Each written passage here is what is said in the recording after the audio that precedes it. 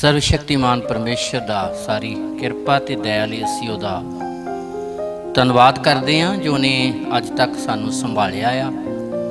ਆਪਣੀ ਵੱਡੀ ਕਿਰਪਾ ਨੂੰ ਸਾਡੇ ਸਾਰਿਆਂ ਦੇ ਉੱਤੇ ਬਣਾਈ ਰੱਖਿਆ ਆ। ਇਸ ਲਈ ਅਸੀਂ ਸਰਵਸ਼ਕਤੀਮਾਨ ਪਰਮੇਸ਼ਰ ਦਾ ਧੰਨਵਾਦ ਕਰਦੇ ਹਾਂ ਜੋ ਨੇ ਅਨੁਗ੍ਰਹਿ ਕੀਤਾ, ਸੰਭਾਲਿਆ ਔਰ ਆਪਣੀ ਦਇਆ ਦੇ ਨਾਲ ਭਰਪੂਰ ਕੀਤਾ, ਦਿਲਾਸੇ ਤਸੱਲੀ ਦੇ ਨਾਲ ਭਰਪੂਰ ਕੀਤਾ ਆ। ਇਹ ਸਾਰੇ ਦੇ ਲਈ ਅਸੀਂ ਪਰਮੇਸ਼ਰ ਨੇ ਜੋ ਸਾਡੇ 'ਤੇ ਕਿਰਪਾ ਕੀਤੀ ਆ ਉਹਦਾ ਧੰਨਵਾਦ ਕਰਦੇ ਹਾਂ। ਅਤੇ ਤੁਹਾਡੇ ਲਈ ਸਦਾ ਹੀ ਅਸੀਂ ਬੇਨਤੀਆਂ ਪ੍ਰਾਰਥਨਾ ਕਰਦੇ ਹਾਂ ਕਿ ਜਿਸ ਜਗ੍ਹਾ ਵੀ ਤੁਸੀਂ ਹੋ, ਪਰਮੇਸ਼ਰ ਆਪਣੇ ਦਿਲਾਸੇ ਨੂੰ, ਆਪਣੀ ਤਸੱਲੀ ਨੂੰ ਤੁਹਾਡੇ ਸਾਰਿਆਂ ਦੇ ਉੱਤੇ ਬਣਾਈ ਰੱਖੇ, ਕਿਉਂਕਿ ਪਰਮੇਸ਼ਰ ਦੇ ਪਵਿੱਤਰ ਵਚਨ ਦੇ ਅਨੁਸਾਰ ਕਿ ਸਰਵਸ਼ਕਤੀਮਾਨ ਪਰਮੇਸ਼ਰ ਸਰਬ ਦਿਲਾਸੇ ਦਾ ਪਰਮੇਸ਼ਰ ਹੈ, ਜਿਹਦੇ ਵੱਲੋਂ ਸਾਰੇ ਦਿਲਾਸੇ ਸਾਨੂੰ ਮਿਲਦੇ ਨੇ ਹਰ ਪੱਖ ਤੋਂ। ਜਿਸ ਪੱਖ ਤੋਂ ਵੀ ਅਸੀਂ ਕਮਜ਼ੋਰ ਹੁੰਦੇ ਹਾਂ, ਉਸ ਪੱਖ ਤੋਂ ਪਰਮੇਸ਼ਰ ਆਪਣੇ ਦਿਲਾਸੇ ਦੇ ਨਾਲ ਸਾਨੂੰ ਭਰਪੂਰ ਕਰਦਾ ਆ। ਇਸ ਲਈ ਉਹ ਸਰਬ ਦਿਲਾਸੇ ਦਾ ਪਰਮੇਸ਼ਰ ਹੈ। ਪ੍ਰੇਮੀਓ, ਭਾਵੇਂ ਸਥਿਤੀਆਂ, ਹਾਲਾਤ ਕਿਸ ਤਰ੍ਹਾਂ ਦੇ ਵੀ ਆ, ਪਰ ਪਰਮੇਸ਼ਰ ਆਪਣੀ ਕਿਰਪਾ ਨੂੰ ਆਪਣੇ ਲੋਕਾਂ ਦੇ ਉੱਤੇ ਬਣਾਈ ਰੱਖਦਾ ਆ, ਕਿਉਂਕਿ ਪਰਮੇਸ਼ਰ ਦਾ ਪਵਿੱਤਰ ਵਚਨ ਸਾਨੂੰ ਸਾਰੀਆਂ ਗੱਲਾਂ ਦੀ ਸਮਝ ਦਿੰਦਾ ਆ, ਹਾਲਾਤਾਂ ਅਤੇ ਸਥਿਤੀਆਂ ਦੀ ਸਮਝ ਦਿੰਦਾ ਆ ਕਿ ਹਾਲਾਤ ਅਤੇ ਸਥਿਤੀਆਂ ਇਸ ਸੰਸਾਰ ਦੇ ਉੱਤੇ ਕਿਉਂ ਆਏ ਨੇ ਅਤੇ ਕਿਉਂ ਆ ਰਹੇ ਨੇ। ਇਹ ਸਾਰੀਆਂ ਗੱਲਾਂ ਦਾ ਗਿਆਨ ਜਦੋਂ ਅਸੀਂ ਪਰਮੇਸ਼ਰ ਦੇ ਪਾਕ ਕਲਾਮ 'ਤੇ ਮੰਨਣ ਕਰਦੇ ਹਾਂ ਅਤੇ ਸਾਨੂੰ ਮਿਲਦਾ ਆ ਕਿ ਜਦੋਂ ਅਸੀਂ ਪਰਮੇਸ਼ਰ ਦੇ ਵਚਨ ਦੇ ਪ੍ਰਤੀ ਵਫਾਦਾਰ ਰਹਿੰਦੇ ਅਤੇ ਖੁਦਾ ਦੀ ਹਜ਼ੂਰੀ ਆਪਣੇ ਲੋਕਾਂ ਦੇ ਨਾਲ ਬਣੀ ਰਹਿੰਦੀ ਆ। ਪਰ ਜਦੋਂ ਵੀ ਇਨਸਾਨ ਪਰਮੇਸ਼ਰ ਤੋਂ ਬੇਮੁਖ ਹੁੰਦਾ ਆ, ਉਦੋਂ ਸਥਿਤੀਆਂ, ਹਾਲਾਤ ਅਤੇ ਪਰੇਸ਼ਾਨੀਆਂ ਦਾ ਸਾਹਮਣਾ ਕਰਨਾ ਪੈਂਦਾ ਆ। ਇਹ ਸਾਰੀਆਂ ਸਥਿਤੀਆਂ, ਸਾਰੇ ਹਾਲਾਤ ਸਾਨੂੰ ਖੁਦਾ ਦਾ ਕਲਾਮ ਸਿਖਾਉਂਦਾ ਅਤੇ ਸਮਝਾਉਂਦਾ ਆ। ਪਰ ਜਦੋਂ ਵੀ ਸਥਿਤੀਆਂ, ਦੁੱਖ, ਹਾਲਾਤ, ਮਾੜੇ ਸਮੇਂ ਆਉਂਦੇ ਆ, ਉਦੋਂ ਜਦੋਂ ਵੀ ਪਰਮੇਸ਼ਰ ਦੇ ਪ੍ਰੇਮੀਆਂ ਨੇ ਆਪਣੇ ਆਪ ਨੂੰ ਖੁਦਾ ਦੇ ਹੱਥ ਦਿੱਤਾ, ਸਿੱਧੇ ਲਫ਼ਜ਼ਾਂ ਦੇ ਵਿੱਚ ਸਰਵਸ਼ਕਤੀਮਾਨ ਪਰਮੇਸ਼ਰ ਤੋਂ ਹੈਲਪ ਜਾਂ ਮਦਦ ਮੰਗੀ, ਪਰਮੇਸ਼ਰ ਨੂੰ ਪੁਕਾਰਿਆ, ਅਤੇ ਸਰਵਸ਼ਕਤੀਮਾਨ ਪਰਮੇਸ਼ਰ ਨੇ ਆਪਣੇ ਰਹਿਮ ਨੂੰ ਆਪਣੇ ਲੋਕਾਂ ਦੇ ਉੱਤੇ ਪ੍ਰਗਟ ਕੀਤਾ, ਆਪਣੇ ਤਰਸ ਨੂੰ ਪ੍ਰਗਟ ਕੀਤਾ, ਅਤੇ ਆਉਣ ਵਾਲੀਆਂ ਆਫਤਾਂ ਅਤੇ ਮੁਸੀਬਤਾਂ ਤੋਂ ਬਚਾਏ ਗਏ। ਸੋ ਪਰਮੇਸ਼ਰ ਦਾ ਧੰਨਵਾਦ ਹੈ। ਸਮੇਂ 'ਤੇ ਖੁਦਾ ਨੇ ਆਪਣੇ ਲੋਕਾਂ ਦੀ ਅਗਵਾਈ ਕੀਤੀ ਅਤੇ ਆਪਣੇ ਨਬੀਆਂ ਦੇ ਦੁਆਰਾ, ਆਪਣੇ ਉਪਾਸਕਾਂ ਦੇ ਦੁਆਰਾ ਉਹਨਾਂ ਨੂੰ ਆਪਣੇ ਵਚਨ ਦੇ ਦੁਆਰਾ ਤਿਆਰ ਕੀਤਾ। ਸੋ ਅਸੀਂ ਪਾਕ ਕਲਾਮ ਦੇ ਵਿੱਚ ਪੜ੍ਹਦੇ ਹਾਂ ਕਿ ਖੁਦਾ ਦਾ ਫਜ਼ਲ ਹੈ ਕਿ ਉਹਨੇ ਇਹਨਾਂ ਸਥਿਤੀਆਂ ਦੇ ਵਿੱਚ ਸਾਨੂੰ ਸੰਭਾਲ ਕੇ ਰੱਖਿਆ, ਇਸ ਲਈ ਕਿਉਂਕਿ ਉਹਦੀ ਦਇਆ ਜਿਹੜੀ ਅਟੁੱਟ ਹੈ, ਉਹਦਾ ਰਹਿਮ ਅਟੁੱਟ ਹੈ, ਜਿਹੜਾ ਕਦੀ ਵੀ ਖਤਮ ਨਹੀਂ ਹੁੰਦਾ। ਪਰਮੇਸ਼ਰ ਦਾ ਪਾਕ ਕਲਾਮ ਬਿਆਨ ਕਰਦਾ ਹੈ। ਪੜ੍ਹੀਏ, ਧਿਆਨ ਦੇ ਨਾਲ ਸੁਣੀਏ। ਬਿਰਲਾਪ ਦੀ ਪੁਸਤਕ 3 ਅਧਿਆਇ ਦੀ 22 ਐਤ ਦੇ ਅਨੁਸਾਰ, ਭਾਵੇਂ ਸਥਿਤੀਆਂ, ਹਾਲਾਤ ਕਿਸੇ ਤਰ੍ਹਾਂ ਦੇ ਵੀ ਹੋਣ, ਪਰ ਖੁਦਾ ਆਪਣੀ ਦਇਆ ਨੂੰ ਆਪਣੇ ਲੋਕਾਂ ਦੇ ਉੱਤੇ ਬਣਾਈ ਰੱਖਦਾ ਆ। ਉਹਦੀ ਦਇਆ ਦਾ ਸਬੂਤ ਹੈ ਕਿ ਇਨਸਾਨ ਇਸ ਜ਼ਮੀਨ ਦੇ ਉੱਤੇ ਜਿਉਂਦਾ ਆ। ਬਿਰਲਾਪ ਦੀ ਪੁਸਤਕ 3 ਅਧਿਆਇ ਦੀ 22 ਐਤ ਪੜ੍ਹੀਏ ਅਤੇ ਧਿਆਨ ਦੇ ਨਾਲ ਸੁਣੀਏ। ਇਹ ਯਹੋਵਾ ਦੀ ਦਇਆ ਹੈ ਕਿ ਅਸੀਂ ਮੁੱਕੇ ਨਹੀਂ। ਹਾਂ, ਪਰਮੇਸ਼ਰ ਦਾ ਜਨ, ਆਪਣੇ ਖੁਦਾ ਨੇ ਆਪਣੇ ਜਨ ਯਿਰਮਯਾਹ ਨਬੀ ਦੇ ਦੁਆਰਾ ਇਸ ਗੱਲ ਨੂੰ ਪੜ੍ਹ ਕੀਤਾ, ਜਦੋਂ ਦੁੱਖ ਅਤੇ ਕਸ਼ਟ ਇੰਨੇ ਵੱਧ ਗਏ ਕਿ ਇਨਸਾਨ ਮੌਤ ਦੇ ਮੂੰਹ 'ਚ ਜਾਣ ਲੱਗ ਪਏ, ਅਤੇ ਉਸਨੇ, ਨਬੀ ਨੇ ਇਸ ਗੱਲ ਨੂੰ ਪ੍ਰਗਟ ਕੀਤਾ ਆ ਕਿ ਖੁਦਾ ਦਾ ਦਇਆ ਅਤੇ ਰਹਿਮ ਆ ਕਿ ਅਸੀਂ ਖਤਮ ਨਹੀਂ ਹੋਏ, ਕਿ ਉਹਨੇ ਜਿਉਂਦੇ ਰੱਖਿਆ ਆ ਸਾਨੂੰ, ਉਹਨੇ ਸਾਨੂੰ ਜਿਉਣ ਲਈ ਸਾਹ ਦਿੱਤੇ ਆ। ਇਹ ਉਹਦਾ ਫਜ਼ਲ ਹੈ। ਪਰਮੇਸ਼ਰ ਦਾ ਧੰਨਵਾਦ ਹੈ ਕਿ ਉਹ ਆਪਣੇ ਲੋਕਾਂ ਨੂੰ ਦੁੱਖ ਦੇ ਸਮੇਂ, ਕਸ਼ਟ ਦੇ ਸਮੇਂ, ਮੁਸੀਬਤ ਦੇ ਸਮੇਂ ਸੰਭਾਲਦਾ ਆ। ਪੜ੍ਹੀਏ, ਧਿਆਨ ਨਾਲ ਸੁਣੀਏ। ਹਾਂਜੀ, ਇਹ ਯਹੋਵਾ ਦੀ ਦਇਆ ਹੈ ਕਿ ਅਸੀਂ ਮੁੱਕੇ ਨਹੀਂ। ਇਹ ਸਰਵਸ਼ਕਤੀਮਾਨ ਪਰਮੇਸ਼ਰ ਦੀ ਦਇਆ ਆ ਕਿ ਅਸੀਂ ਖਤਮ ਨਹੀਂ ਹੋਏ। ਹਾਂ, ਉਹਦਾ ਰਹਿਮ ਅਟੁੱਟ ਜੋ ਹੈ। ਹਾਂ, ਉਹਦਾ ਰਹਿਮ ਅਟੁੱਟ, ਜਿਹੜਾ ਕਦੀ ਵੀ ਟੁੱਟਦਾ ਨਹੀਂ, ਖਤਮ ਨਹੀਂ ਹੁੰਦਾ। ਇਹ ਸਰਵਸ਼ਕਤੀਮਾਨ ਪਰਮੇਸ਼ਰ ਦੀ ਦਇਆ ਆ ਕਿ ਅਸੀਂ ਮੁੱਕੇ ਨਹੀਂ, ਅਸੀਂ ਖਤਮ ਨਹੀਂ ਹੋਏ। ਉਹਦਾ ਰਹਿਮ ਅਟੁੱਟ ਹੈ। ਉਹਦਾ ਰਹਿਮ ਅਟੁੱਟ ਹੈ, ਜਿਹੜਾ ਕਦੀ ਟੁੱਟਦਾ ਨਹੀਂ, ਜਿਹੜਾ ਕਦੀ ਖਤਮ ਨਹੀਂ ਹੁੰਦਾ, ਕਿਉਂਕਿ ਸਰਵਸ਼ਕਤੀਮਾਨ ਪਰਮੇਸ਼ਰ ਦਿਆਲੂ ਪਰਮੇਸ਼ਰ ਹੈ। ਅਤੇ ਜਦੋਂ ਸਥਿਤੀਆਂ ਅਤੇ ਹਾਲਾਤ ਆਉਂਦੇ ਨੇ, ਉਹਨਾਂ ਸਥਿਤੀਆਂ 'ਚ ਜਦੋਂ ਅਸੀਂ ਸਿਰਜਣਹਾਰੇ ਨੂੰ ਪੁਕਾਰਦੇ ਹਾਂ, ਉਹਦੇ ਤੋਂ ਕਿਰਪਾ ਮੰਗਦੇ ਹਾਂ, ਉਹਦੇ ਤੋਂ ਦਇਆ ਮੰਗਦੇ ਹਾਂ, ਅਤੇ ਸਰਵਸ਼ਕਤੀਮਾਨ ਪਰਮੇਸ਼ਰ ਆਪਣੇ ਤਰਸ ਨੂੰ, ਆਪਣੇ ਰਹਿਮ ਨੂੰ, ਆਪਣੀ ਦਇਆ ਨੂੰ ਆਪਣੀ ਕਿਰਪਾ ਨੂੰ ਆਪਣੇ ਲੋਕਾਂ ਦੇ ਉੱਤੇ ਪ੍ਰਗਟ ਕਰਦਾ ਹੈ। ਇਸ ਲਈ ਪਰਮੇਸ਼ਰ ਦਾ ਜਨ ਸੰਤ ਪੌਲਸ ਵੀ ਇਸ ਗੱਲ ਨੂੰ ਬਿਆਨ ਕਰਦਾ, ਕਰਿੰਥਸ ਦੇ ਲੋਕਾਂ ਨੂੰ, ਕਰਿੰਥਸ ਦੀ ਕਲੀਸਿਆ ਨੂੰ ਇਸ ਗੱਲ ਤੋਂ ਜਾਣੂ ਕਰਾਉਂਦਾ ਆ ਕਿ ਇਹ ਪਰਮੇਸ਼ਰ ਦਾ ਜਿਹੜਾ ਫਜ਼ਲ ਮੇਰੇ ਲਈ ਬਹੁਤ ਵੱਡੀ ਹੈ ਗੱਲ। ਪਰਮੇਸ਼ਰ ਦਾ ਫਜ਼ਲ ਮੇਰੇ ਲਈ ਕਾਫੀ ਹੈ, ਉਹਦਾ ਰਹਿਮ ਮੇਰੇ ਲਈ ਕਾਫੀ ਹੈ, ਕਿਉਂਕਿ ਉਹਦੇ ਰਹਿਮ ਦੇ ਵਿੱਚ ਹੀ ਜੀਵਨ ਹੈ, ਉਹਦੇ ਰਹਿਮ ਦੇ ਵਿੱਚ ਹੀ ਸਾਰੀਆਂ ਆਸ਼ੀਸ਼ਾਂ ਆ।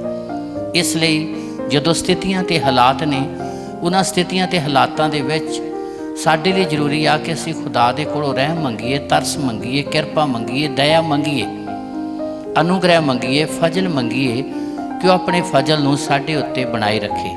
ਪ੍ਰੇਮੀਓ, ਜਦੋਂ ਵੀ ਸਥਿਤੀਆਂ ਹਾਲਾਤ ਮਾੜੇ ਆਉਂਦੇ ਆ, ਉਹਨਾਂ ਸਮਿਆਂ 'ਚ ਜਦੋਂ ਵੀ ਇੱਦਾਂ ਦੀਆਂ ਸਥਿਤੀਆਂ ਹਾਲਾਤ ਆਏ ਨੇ, ਉਦੋਂ ਪਰਮੇਸ਼ਰ ਦੇ ਪ੍ਰੇਮੀਆਂ ਨੇ ਖੁਦਾ ਨੂੰ ਪੁਕਾਰਿਆ, ਉਹਦੇ ਤੋਂ ਮਦਦ ਮੰਗੀ, ਕਿਰਪਾ ਮੰਗੀ, ਅਤੇ ਪਰਮੇਸ਼ਰ ਨੇ ਆਪਣਾ ਤਰਸ ਕਰਕੇ, ਆਪਣਾ ਰਹਿਮ ਕਰਕੇ ਉਹਨਾਂ ਨੂੰ ਵੱਡੀਆਂ ਆਫਤਾਂ ਅਤੇ ਮੁਸੀਬਤਾਂ ਤੋਂ ਬਚਾਇਆ।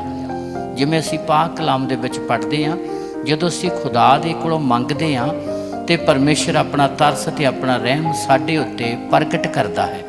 ਉਹ ਆਪਣੀ ਦਇਆ ਬਹਾਲ ਕਰਦਾ ਅਤੇ ਸਥਿਤੀਆਂ ਅਤੇ ਹਾਲਾਤਾਂ ਨੂੰ ਬਦਲ ਦਿੰਦਾ ਆ। ਪਰ ਕਿਹਨਾਂ ਲਈ ਬਦਲਦਾ? ਜਿਹੜੇ ਮਨ ਤੋਂ ਟੁੱਟ ਜਾਂਦੇ ਨੇ, ਜਿਹੜੇ ਮਨ ਤੋਂ ਪਿਘਲ ਜਾਂਦੇ ਨੇ, ਜਿਹੜੇ ਪੱਥਰ ਦਿਲ ਪਿਘਲ ਜਾਂਦੇ ਨੇ ਖੁਦਾ ਦੇ ਅੱਗੇ, ਅਤੇ ਸਰਵ ਸ਼ਕਤੀਮਾਨ ਪਰਮੇਸ਼ਰ ਵੀ ਆਪਣੀ ਕਿਰਪਾ ਉਹਨਾਂ ਉੱਤੇ ਬਹਾਲ ਕਰਦਾ ਹੈ। ਜਿਵੇਂ ਕਿਸੇ ਸ਼ਾਇਰ ਨੇ ਲਿਖਿਆ ਹੈ, ਮਤ पूछो दर्दमंदों की दुआ की, मत पूछो दर्दमंदों की दुआ की, मर्जी भी बदल देते हैं खुदा की। दर्दमंद, दुखी दिल, टुੱਟੇ दिल ਜਦੋਂ ਪਰਮੇਸ਼ਰ ਦੇ ਅੱਗੇ ਪ੍ਰਾਰਥਨਾ ਕਰਦੇ ਆ ਤੇ ਪ੍ਰੇਮੀਓ, ਖੁਦਾ ਵੀ ਆਪਣੇ ਕ੍ਰੋਧ ਨੂੰ ਖਤਮ ਕਰਕੇ ਆਪਣੀ ਦਇਆ ਨੂੰ ਆਪਣੇ ਲੋਕਾਂ ਦੇ ਉੱਤੇ ਪ੍ਰਗਟ ਕਰਦਾ ਹੈ।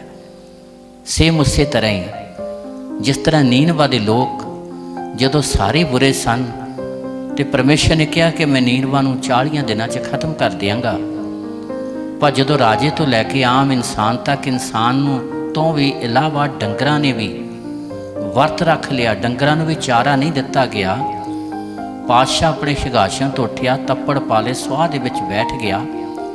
ਹਰ ਇੱਕ ਜਨ ਇਸ ਸਥਿਤੀ ਦੇ ਵਿੱਚ ਆਇਆ ਅਤੇ ਸਰਵ ਸ਼ਕਤੀਮਾਨ ਪਰਮੇਸ਼ਰ ਨੇ ਜਦੋਂ ਉਹਨਾਂ ਦੇ ਕੰਮ, ਉਹਨਾਂ ਦੇ ਜੀਵਨ ਨੂੰ ਵੇਖਿਆ ਕਿ ਹਰ ਇਨਸਾਨ ਭੈੜੇ ਕੰਮ ਤੋਂ ਮੁੜਿਆ ਆ, ਬੁਰੇ ਕੰਮ ਛੱਡ ਦਿੱਤੇ, ਅਤੇ ਪਰਮੇਸ਼ਰ ਆਪਣੇ ਉਸ ਗੱਲ ਤੋਂ ਜਿਹੜੀ ਉਸਨੇ ਕਹੀ ਸੀ ਕਿ ਮੈਂ ਨਾਸ਼ ਕਰ ਦਿਆਂਗਾ, ਪਛਤਾਇਆ, ਅਤੇ ਪਰਮੇਸ਼ਰ ਨੇ ਉਹਨਾਂ ਨੂੰ ਨਾਸ਼ ਨਹੀਂ ਕੀਤਾ, ਬਲਕਿ ਆਪਣਾ ਤਰਸ, ਆਪਣਾ ਰਹਿਮ, ਆਪਣੀ ਕਿਰਪਾ ਨੀਨਵਾ ਦੇ ਲੋਕਾਂ ਦੇ ਉੱਤੇ ਪ੍ਰਗਟ ਕੀਤੀ, ਅਤੇ 1,20,000 ਤੋਂ ਵੱਧ ਲੋਕ ਸਾਰੇ ਬਚਾਏ ਗਏ, ਕਿਉਂਕਿ ਉਹਨਾਂ ਨੇ ਆਪਣੇ ਦਿਲਾਂ ਨੂੰ, ਆਪਣੇ ਹਿਰਦਿਆਂ ਨੂੰ ਖੁਦਾ ਦੇ ਅੱਗੇ ਖੋਲ੍ਹਿਆ ਕਿ ਆਪਣੀਆਂ ਬੁਰਾਈਆਂ ਨੂੰ ਮੰਨ ਕੇ ਜ਼ੋਰ ਲਾ ਕੇ ਤਰਲੇ ਕੀਤੇ, ਅਤੇ ਹਰ ਇੱਕ ਇਨਸਾਨ ਆਪੋ ਆਪਣੇ ਭੈੜੇ ਕੰਮ ਤੋਂ ਮੁੜਿਆ, ਜ਼ੁਲਮ ਤੋਂ ਮੁੜਿਆ ਜਿਹੜੇ ਉਹ ਕਰਦੇ ਸਨ। ਅਤੇ ਜਦੋਂ ਇਨਸਾਨ ਮੁੜੇ ਅਤੇ ਖੁਦਾ ਨੇ ਵੀ ਆਪਣੀ ਸੋਚ ਨੂੰ ਬਦਲ ਲਿਆ। ਇਸ ਲਈ मत पूछो दर्दमंदों की दुआ की, मर्जी भी बदल देते है खुदा की।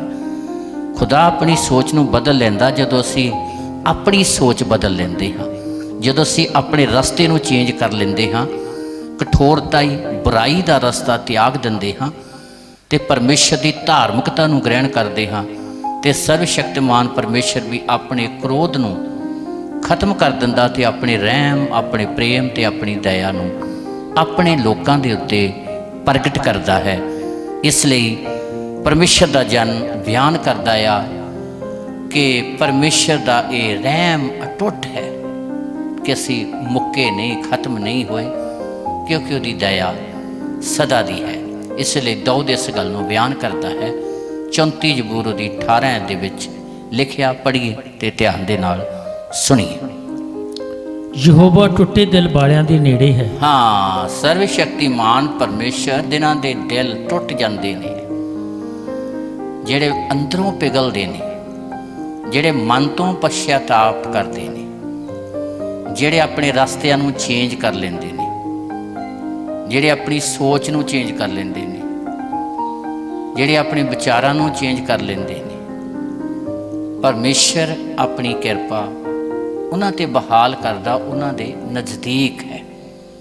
ਜਦੋਂ ਦੁੱਖ ਆਉਂਦਾ, ਆਫਤ ਆਉਂਦੀ, ਮੁਸੀਬਤ ਆਉਂਦੀ ਆ, ਇਨਸਾਨ ਨੂੰ ਇਸ ਤਰ੍ਹਾਂ ਲੱਗਦਾ ਕਿ ਖੁਦਾ ਦੂਰ ਚਲਾ ਗਿਆ ਜਾਂ ਖੁਦਾ ਹੈ ਨਹੀਂ। ਪਰ ਪ੍ਰੇਮੀਓ, ਜੇਕਰ ਅਸੀਂ ਉਹਦੀ ਹਜ਼ੂਰੀ ਨੂੰ, ਉਹਦੀ ਕਿਰਪਾ ਨੂੰ ਮਹਿਸੂਸ ਕਰਨਾ ਆ ਤੇ ਅਸੀਂ ਮੌਤ ਦੀਆਂ ਸਥਿਤੀਆਂ 'ਚ ਜੀਵਨ ਦਾ ਅਹਿਸਾਸ ਕਰਨਾ ਹੈ, ਗਮ ਦੇ ਸਮੇਂ 'ਚ ਆਨੰਦ ਦਾ ਅਹਿਸਾਸ ਕਰਨਾ ਹੈ, ਤੇ ਸਾਡੇ ਲਈ ਜ਼ਰੂਰੀ ਆ ਕਿ ਅਸੀਂ ਦਿਲ ਤੋਂ ਆਪਣੇ ਆਪ ਨੂੰ ਸਰਵ ਸ਼ਕਤੀਮਾਨ ਪਰਮੇਸ਼ਰ ਦੇ ਹੱਥ ਦੇਈਏ, ਜਿਸ ਤਰ੍ਹਾਂ ਨੀਨਵਾ ਦੇ ਲੋਕਾਂ ਨੇ ਦਿੱਤਾ ਤੇ ਉਹਨਾਂ ਨੇ ਮਹਿਸੂਸ ਕੀਤਾ ਕਿ ਵਾਕਈ ਸਰਵ ਸ਼ਕਤੀਮਾਨ ਪਰਮੇਸ਼ਰ ਸਾਡੇ ਨਾਲ ਹੈ। ਉਹਨਾਂ ਨੇ ਰਹਿਮ ਨੂੰ, ਕਿਰਪਾ ਨੂੰ, ਉਹਦੀ ਹਜ਼ੂਰੀ ਨੂੰ ਪਾਇਆ। 41ਵਾਂ ਦਿਨ ਉਹਨਾਂ ਦੇ ਲਈ ਦਿਲਾਸੇ, ਤਸੱਲੀ ਔਰ ਖੁਸ਼ੀ ਵਾਲਾ ਦਿਨ ਸੀ। 41ਵਾਂ ਦਿਨ ਰੋਣ ਵਾਲਾ ਦਿਨ ਨਹੀਂ ਸੀ, ਸੋਗ ਕਰਨ ਵਾਲਾ ਦਿਨ ਨਹੀਂ ਸੀ, ਨਾਸ਼ ਹੋਣ ਵਾਲਾ ਦਿਨ ਨਹੀਂ ਸੀ, ਬਲਕਿ 41ਵੇਂ ਦਿਨ ਉਹਨਾਂ ਨੇ ਖੁਦਾ ਦੀ ਹਜ਼ੂਰੀ ਨੂੰ ਮਹਿਸੂਸ ਕੀਤਾ, ਮੌਤ ਤੋਂ ਜ਼ਿੰਦਗੀ ਨੂੰ ਮਹਿਸੂਸ ਕੀਤਾ, ਹਨੇਰੇ ਤੋਂ ਚਾਨਣ ਵੱਲ ਆਏ। ਕਾਰਨ ਉਹਨਾਂ ਨੇ ਆਪਣੇ ਦਿਲ ਤੋਂ ਆਪਣੇ ਆਪ ਨੂੰ ਖੁਦਾ ਦੇ ਹੱਥ ਦਿੱਤਾ, ਪਛਤਾਪ ਕੀਤਾ। ਬਾਈਬਲ ਸਿਖਾਉਂਦੀ ਆ ਜਦੋਂ ਵੀ ਇਨਸਾਨ ਲਾਪਰਵਾਹ ਹੁੰਦਾ, ਪਰਮੇਸ਼ਰ ਦੇ ਵਚਨ ਤੋਂ ਬੇਮੁਖ ਹੁੰਦਾ ਆ, ਉਦੋਂ ਸਥਿਤੀਆਂ ਤੇ ਹਾਲਾਤ ਮਾੜੇ ਆਉਂਦੇ ਨੇ, ਉਦੋਂ ਆਫਤਾਂ ਤੇ ਮੁਸੀਬਤਾਂ ਆਉਂਦੀਆਂ, ਉਦੋਂ ਮਹਾਮਾਰੀ ਵਾਲੇ ਹਾਲਾਤ ਹੁੰਦੇ ਨੇ। ਪਰ ਜਦੋਂ ਇਨਸਾਨ ਪਰਮੇਸ਼ਰ ਦੇ ਹੱਥ ਆਪਣੇ ਆਪ ਨੂੰ ਦਿੰਦਾ, ਸਿਰਜਣਹਾਰੇ ਵੱਲ ਮੁੜਦਾ ਆ, ਤੇ ਸਰਵ ਸ਼ਕਤੀਮਾਨ ਪਰਮੇਸ਼ਰ ਮੌਤ ਵਾਲੇ ਹਾਲਾਤਾਂ ਨੂੰ ਬਦਲਦਾ, ਦੁੱਖਾਂ ਵਾਲੇ ਹਾਲਾਤਾਂ ਨੂੰ ਬਦਲਦਾ, ਮਹਾਮਾਰੀ ਵਾਲੇ ਹਾਲਾਤਾਂ ਨੂੰ ਬਦਲ ਕੇ ਉਹ ਇਨਸਾਨ ਨੂੰ ਜੀਵਨ ਬਹਾਲ ਕਰਦਾ ਆ, ਆਪਣੀ ਕਿਰਪਾ ਬਹਾਲ ਕਰਦਾ ਆ। ਸਰਵ ਸ਼ਕਤੀਮਾਨ ਪਰਮੇਸ਼ਰ ਦਾ ਇੱਕ ਹੀ ਟਾਰਗੇਟ ਹੈ ਕਿ ਇਨਸਾਨ ਮੇਰੀ ਵੱਲ ਮੁੜੇ ਤੇ ਇਨਸਾਨ ਇਸ ਗੱਲ ਨੂੰ ਜਾਣ ਲਵੇ ਕਿ ਮੈਂ ਮਨੁੱਖ ਹੀ ਹਾਂ ਤੇ ਮੈਨੂੰ ਰਚਣ ਵਾਲਾ ਸਰਵ ਸ਼ਕਤੀਮਾਨ ਪਰਮੇਸ਼ਰ ਹੈ, ਜਿਹੜਾ ਸਾਰੀ ਧਰਤੀ ਦੇ ਉੱਤੇ ਰਾਜ ਕਰਦਾ ਆ, ਤਾਂ ਜਿਹੜਾ ਰਾਜਿਆਂ ਦਾ ਰਾਜਾ ਤੇ ਪ੍ਰਭੂਆਂ ਦਾ ਪ੍ਰਭੂ ਹੈ। ਇਸ ਲਈ ਦਾਊਦ ਵੀ ਰਾਜਾ ਸੀ,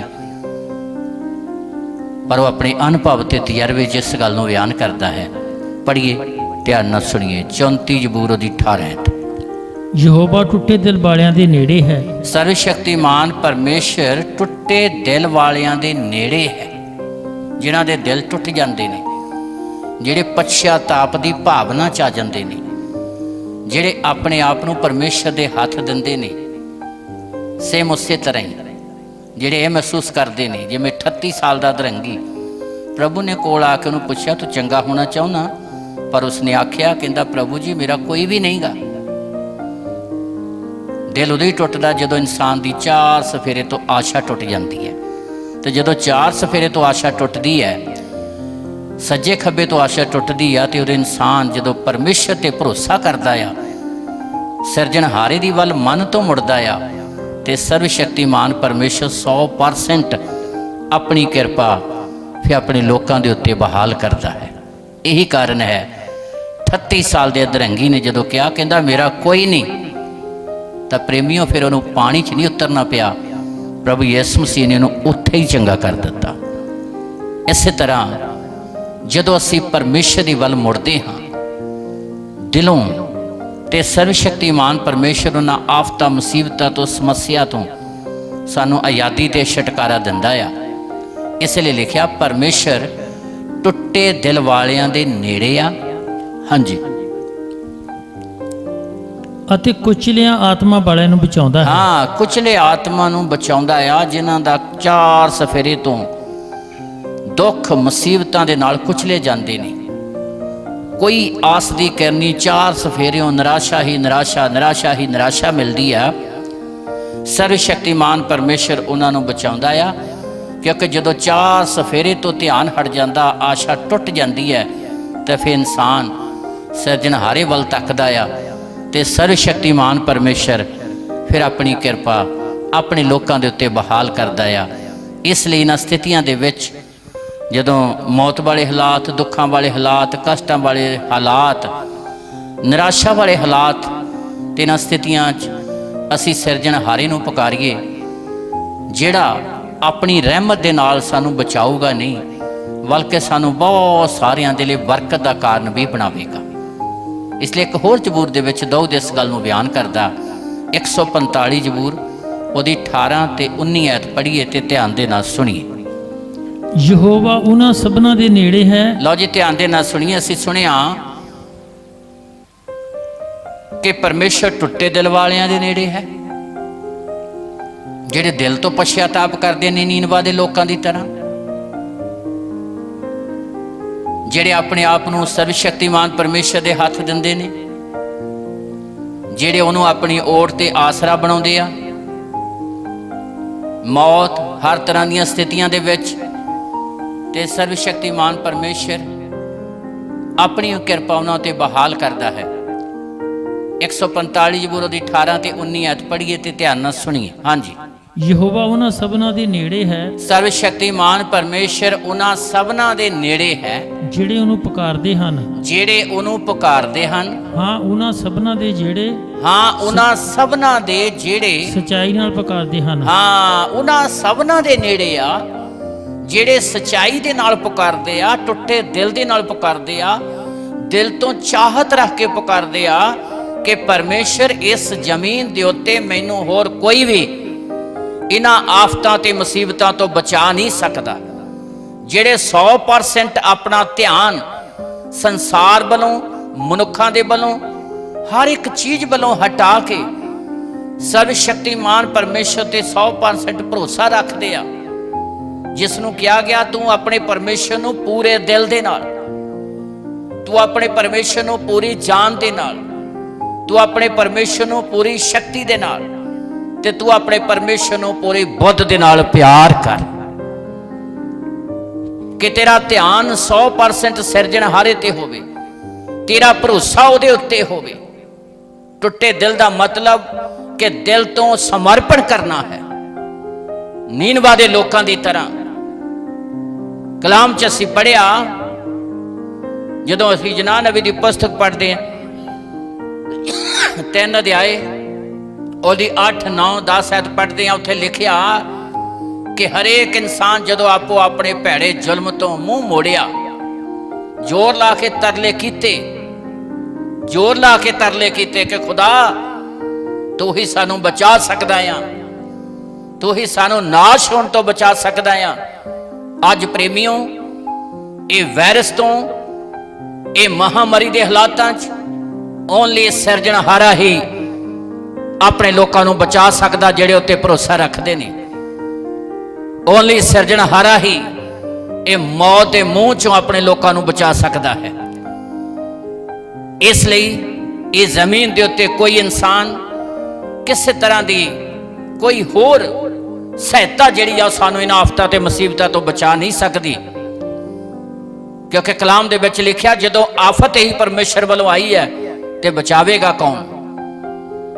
ਉਹਦਾ ਇੱਕ ਹੀ ਕਾਰਨ ਹੈ ਕਿ ਜਦ ਅਸੀਂ ਖੁਦਾ ਦੇ ਅੱਗੇ ਸਮਰਪਣ ਕਰੀਏ ਤੇ ਪਰਮੇਸ਼ਰ ਆਪਣੇ ਕ੍ਰੋਧ ਨੂੰ ਛੱਡ ਕੇ ਉਹ ਆਪਣੇ ਤਰਸ ਨੂੰ ਸਾਡੇ ਉੱਤੇ ਪ੍ਰਗਟ ਕਰੇਗਾ, ਆਪਣੇ ਰਹਿਮ ਨੂੰ ਸਾਡੇ ਉੱਤੇ ਪ੍ਰਗਟ ਕਰੇਗਾ, ਤੇ ਉਹੀ ਸਾਨੂੰ ਬਚਾ ਸਕਦਾ ਆ।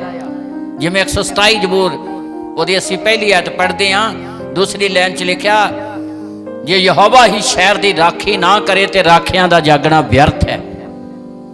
ਜੇ ਖੁਦਾ ਹੀ ਰਾਖੀ ਨਾ ਕਰੇ, ਉਹ ਹੀ ਨਾ ਬਚਾਵੇ, ਤੇ ਪ੍ਰੇਮੀਓ ਇਸ ਜ਼ਮੀਨ ਦੇ ਉੱਤੇ ਇਹ ਮਹਾਮਾਰੀ ਦੇ ਹਾਲਾਤਾਂ 'ਚ, ਇਹ ਕਰੋਨਾ ਵਾਇਰਸ ਦੇ ਸਮੇਂ ਦੇ ਵਿੱਚ ਕੋਈ ਇਨਸਾਨ ਬਚਾ ਨਹੀਂ ਸਕਦਾ।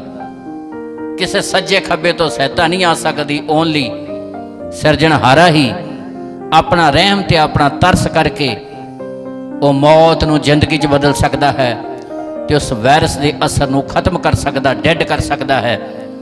ਇਸ ਲਈ ਪਰਮੇਸ਼ਰ ਦਾ ਪਵਿੱਤਰ ਵਚਨ ਸਿਖਾਉਂਦਾ ਹੈ, ਹਾਂ, ਜਿਹੜੇ ਸੱਚਾਈ ਦੇ ਨਾਲ ਪੁਕਾਰਦੇ ਨੇ, ਜਿਹੜੇ ਦਿਲ ਤੋਂ ਸਮਰਪਣ ਕਰਦੇ ਨੇ, ਜਿਹੜੇ ਆਪਣੇ ਆਪ ਨੂੰ ਪਰਮੇਸ਼ਰ ਦੇ ਹੱਥ ਦਿੰਦੇ ਨੇ, ਸਰਵਸ਼ਕਤੀਮਾਨ ਪਰਮੇਸ਼ਰ ਉਹਨਾਂ ਦੀ ਬੇਨਤੀ, ਉਹਨਾਂ ਦੀ ਦੁਹਾਈ ਤੇ ਉਹਨਾਂ ਦੀ ਪੁਕਾਰ ਦਾ ਉੱਤਰ ਦਿੰਦਾ ਹੈ। 19 ਐਤ ਵੀ ਪੜ੍ਹੀਏ ਤੇ ਧਿਆਨ ਦੇ ਨਾਲ ਸੁਣੀਏ। ਜਿੱਥੇ 18 ਪੜ੍ਹੀਏ ਉੱਥੇ 19 ਐਤ ਵੀ ਪੜ੍ਹੀਏ। ਹਾਂਜੀ। ਉਹ ਆਪਣਾ ਭੈ ਮੰਨਣ ਵਾਲਿਆਂ ਦੀ ਇੱਛਾ ਪੂਰੀ ਕਰੇਗਾ। ਹਾਂ, ਜਿਹੜੇ ਉਹਦਾ ਡਰ ਮੰਨਦੇ ਨੇ ਉਹਨਾਂ ਦੀ ਉਹ ਬੇਨਤੀ ਦਾ, ਉਹਨਾਂ ਦੀ ਦੁਹਾਈ ਦਾ, ਉਹਨਾਂ ਦੀ ਉਹ ਸੋਚ ਤੇ ਵਿਚਾਰ ਦਾ ਉੱਤਰ ਦੇਵੇਗਾ। ਉਹ ਆਪਣਾ ਭੈ ਮੰਨਣ ਵਾਲਿਆਂ ਦੀ ਇੱਛਾ ਪੂਰੀ ਕਰੇਗਾ। ਪੂਰੀ ਹੱਥ ਪੜੀਏ। ਹਾਂਜੀ। ਅਤੇ ਉਹਨਾਂ ਦੀ ਦੁਹਾਈ ਨੂੰ ਸੁਣੇਗਾ। ਉਹ ਆਪਣਾ ਭੈ ਮੰਨਣ ਵਾਲਿਆਂ ਦੀ ਇੱਛਾ ਪੂਰੀ ਕਰੇਗਾ, ਆਫਤਾਂ ਮੁਸੀਬਤਾਂ ਤੋਂ ਛੁਡਾਏਗਾ ਤੇ ਉਹਨਾਂ ਦੀ ਦੁਹਾਈ ਨੂੰ ਸੁਣੇਗਾ। ਜਿਹੜੇ ਦਿਲ ਤੋਂ ਸਮਰਪਣ ਕਰਦੇ ਨੇ, ਦਿਲ ਤੋਂ ਪੁਕਾਰਦੇ ਨੇ, ਟੁੱਟੇ ਦਿਲ ਵਾਲਿਆਂ ਦੇ ਪਰਮੇਸ਼ਰ ਨੇੜੇ ਆ ਤੇ ਕੁਚਲੇ ਆਤਮਾ ਨੂੰ ਬਚਾਉਂਦਾ ਆ। ਅੱਜ ਅਤੀ ਜ਼ਿਆਦਾ ਜ਼ਰੂਰੀ ਹੈ ਕਿ ਅਸੀਂ ਆਪਣੇ ਆਪ ਨੂੰ ਸਰਵਸ਼ਕਤੀਮਾਨ ਪਰਮੇਸ਼ਰ ਦੇ ਹੱਥ ਦੇਈਏ। ਜਿਵੇਂ ਅਸੀਂ ਪਾਕ ਕਲਾਮ ਦੇ ਵਿੱਚ 121 ਜ਼ਬੂਰ ਦੇ ਵਿੱਚ ਵੀ ਦਾਊਦ ਇਸ ਗੱਲ ਨੂੰ ਬਿਆਨ ਕਰਦਾ ਆ, ਮੈਂ ਆਪਣੀਆਂ ਅੱਖਾਂ ਸਿਰਜਣਹਾਰੇ ਵੱਲ ਚੱਕਾਂਗਾ, ਮੇਰੀ ਸਹਾਇਤਾ ਕਿੱਥੋਂ ਆਵੇਗੀ? ਮੇਰੀ ਸਹਾਇਤਾ ਸਰਵਸ਼ਕਤੀਮਾਨ ਪਰਮੇਸ਼ਰ ਤੋਂ ਆ, ਜਿਹੜਾ ਆਕਾਸ਼ ਤੇ ਧਰਤੀ ਦਾ ਮਾਲਕ ਹੈ। ਮੇਰਾ ਸਹਾਇਕ, ਮੇਰਾ ਮਦਦਗਾਰ ਹੈ, ਜਿਹੜਾ ਸਥਿਤੀ ਨੂੰ ਬਦਲ ਸਕਦਾ, ਮੌਤ ਨੂੰ ਬਦਲ ਸਕਦਾ, ਜ਼ਿੰਦਗੀ 'ਚ ਮਾੜੇ ਸਮੇਂ ਨੂੰ ਚੰਗੇ ਸਮੇਂ ਦੇ ਵਿੱਚ ਬਦਲ ਸਕਦਾ ਆ। 136 ਜ਼ਬੂਰ ਉਹਦੀ 23 ਐਤ ਦੇ ਅਨੁਸਾਰ ਸਰਵਸ਼ਕਤੀਮਾਨ ਪਰਮੇਸ਼ਰ ਦਾ ਧੰਨਵਾਦ ਕਰੋ, ਜਿਹਨੇ ਸਾਨੂੰ ਮੰਦੇ ਹਾਲ ਵਿੱਚ ਚੇਤੇ ਕੀਤਾ।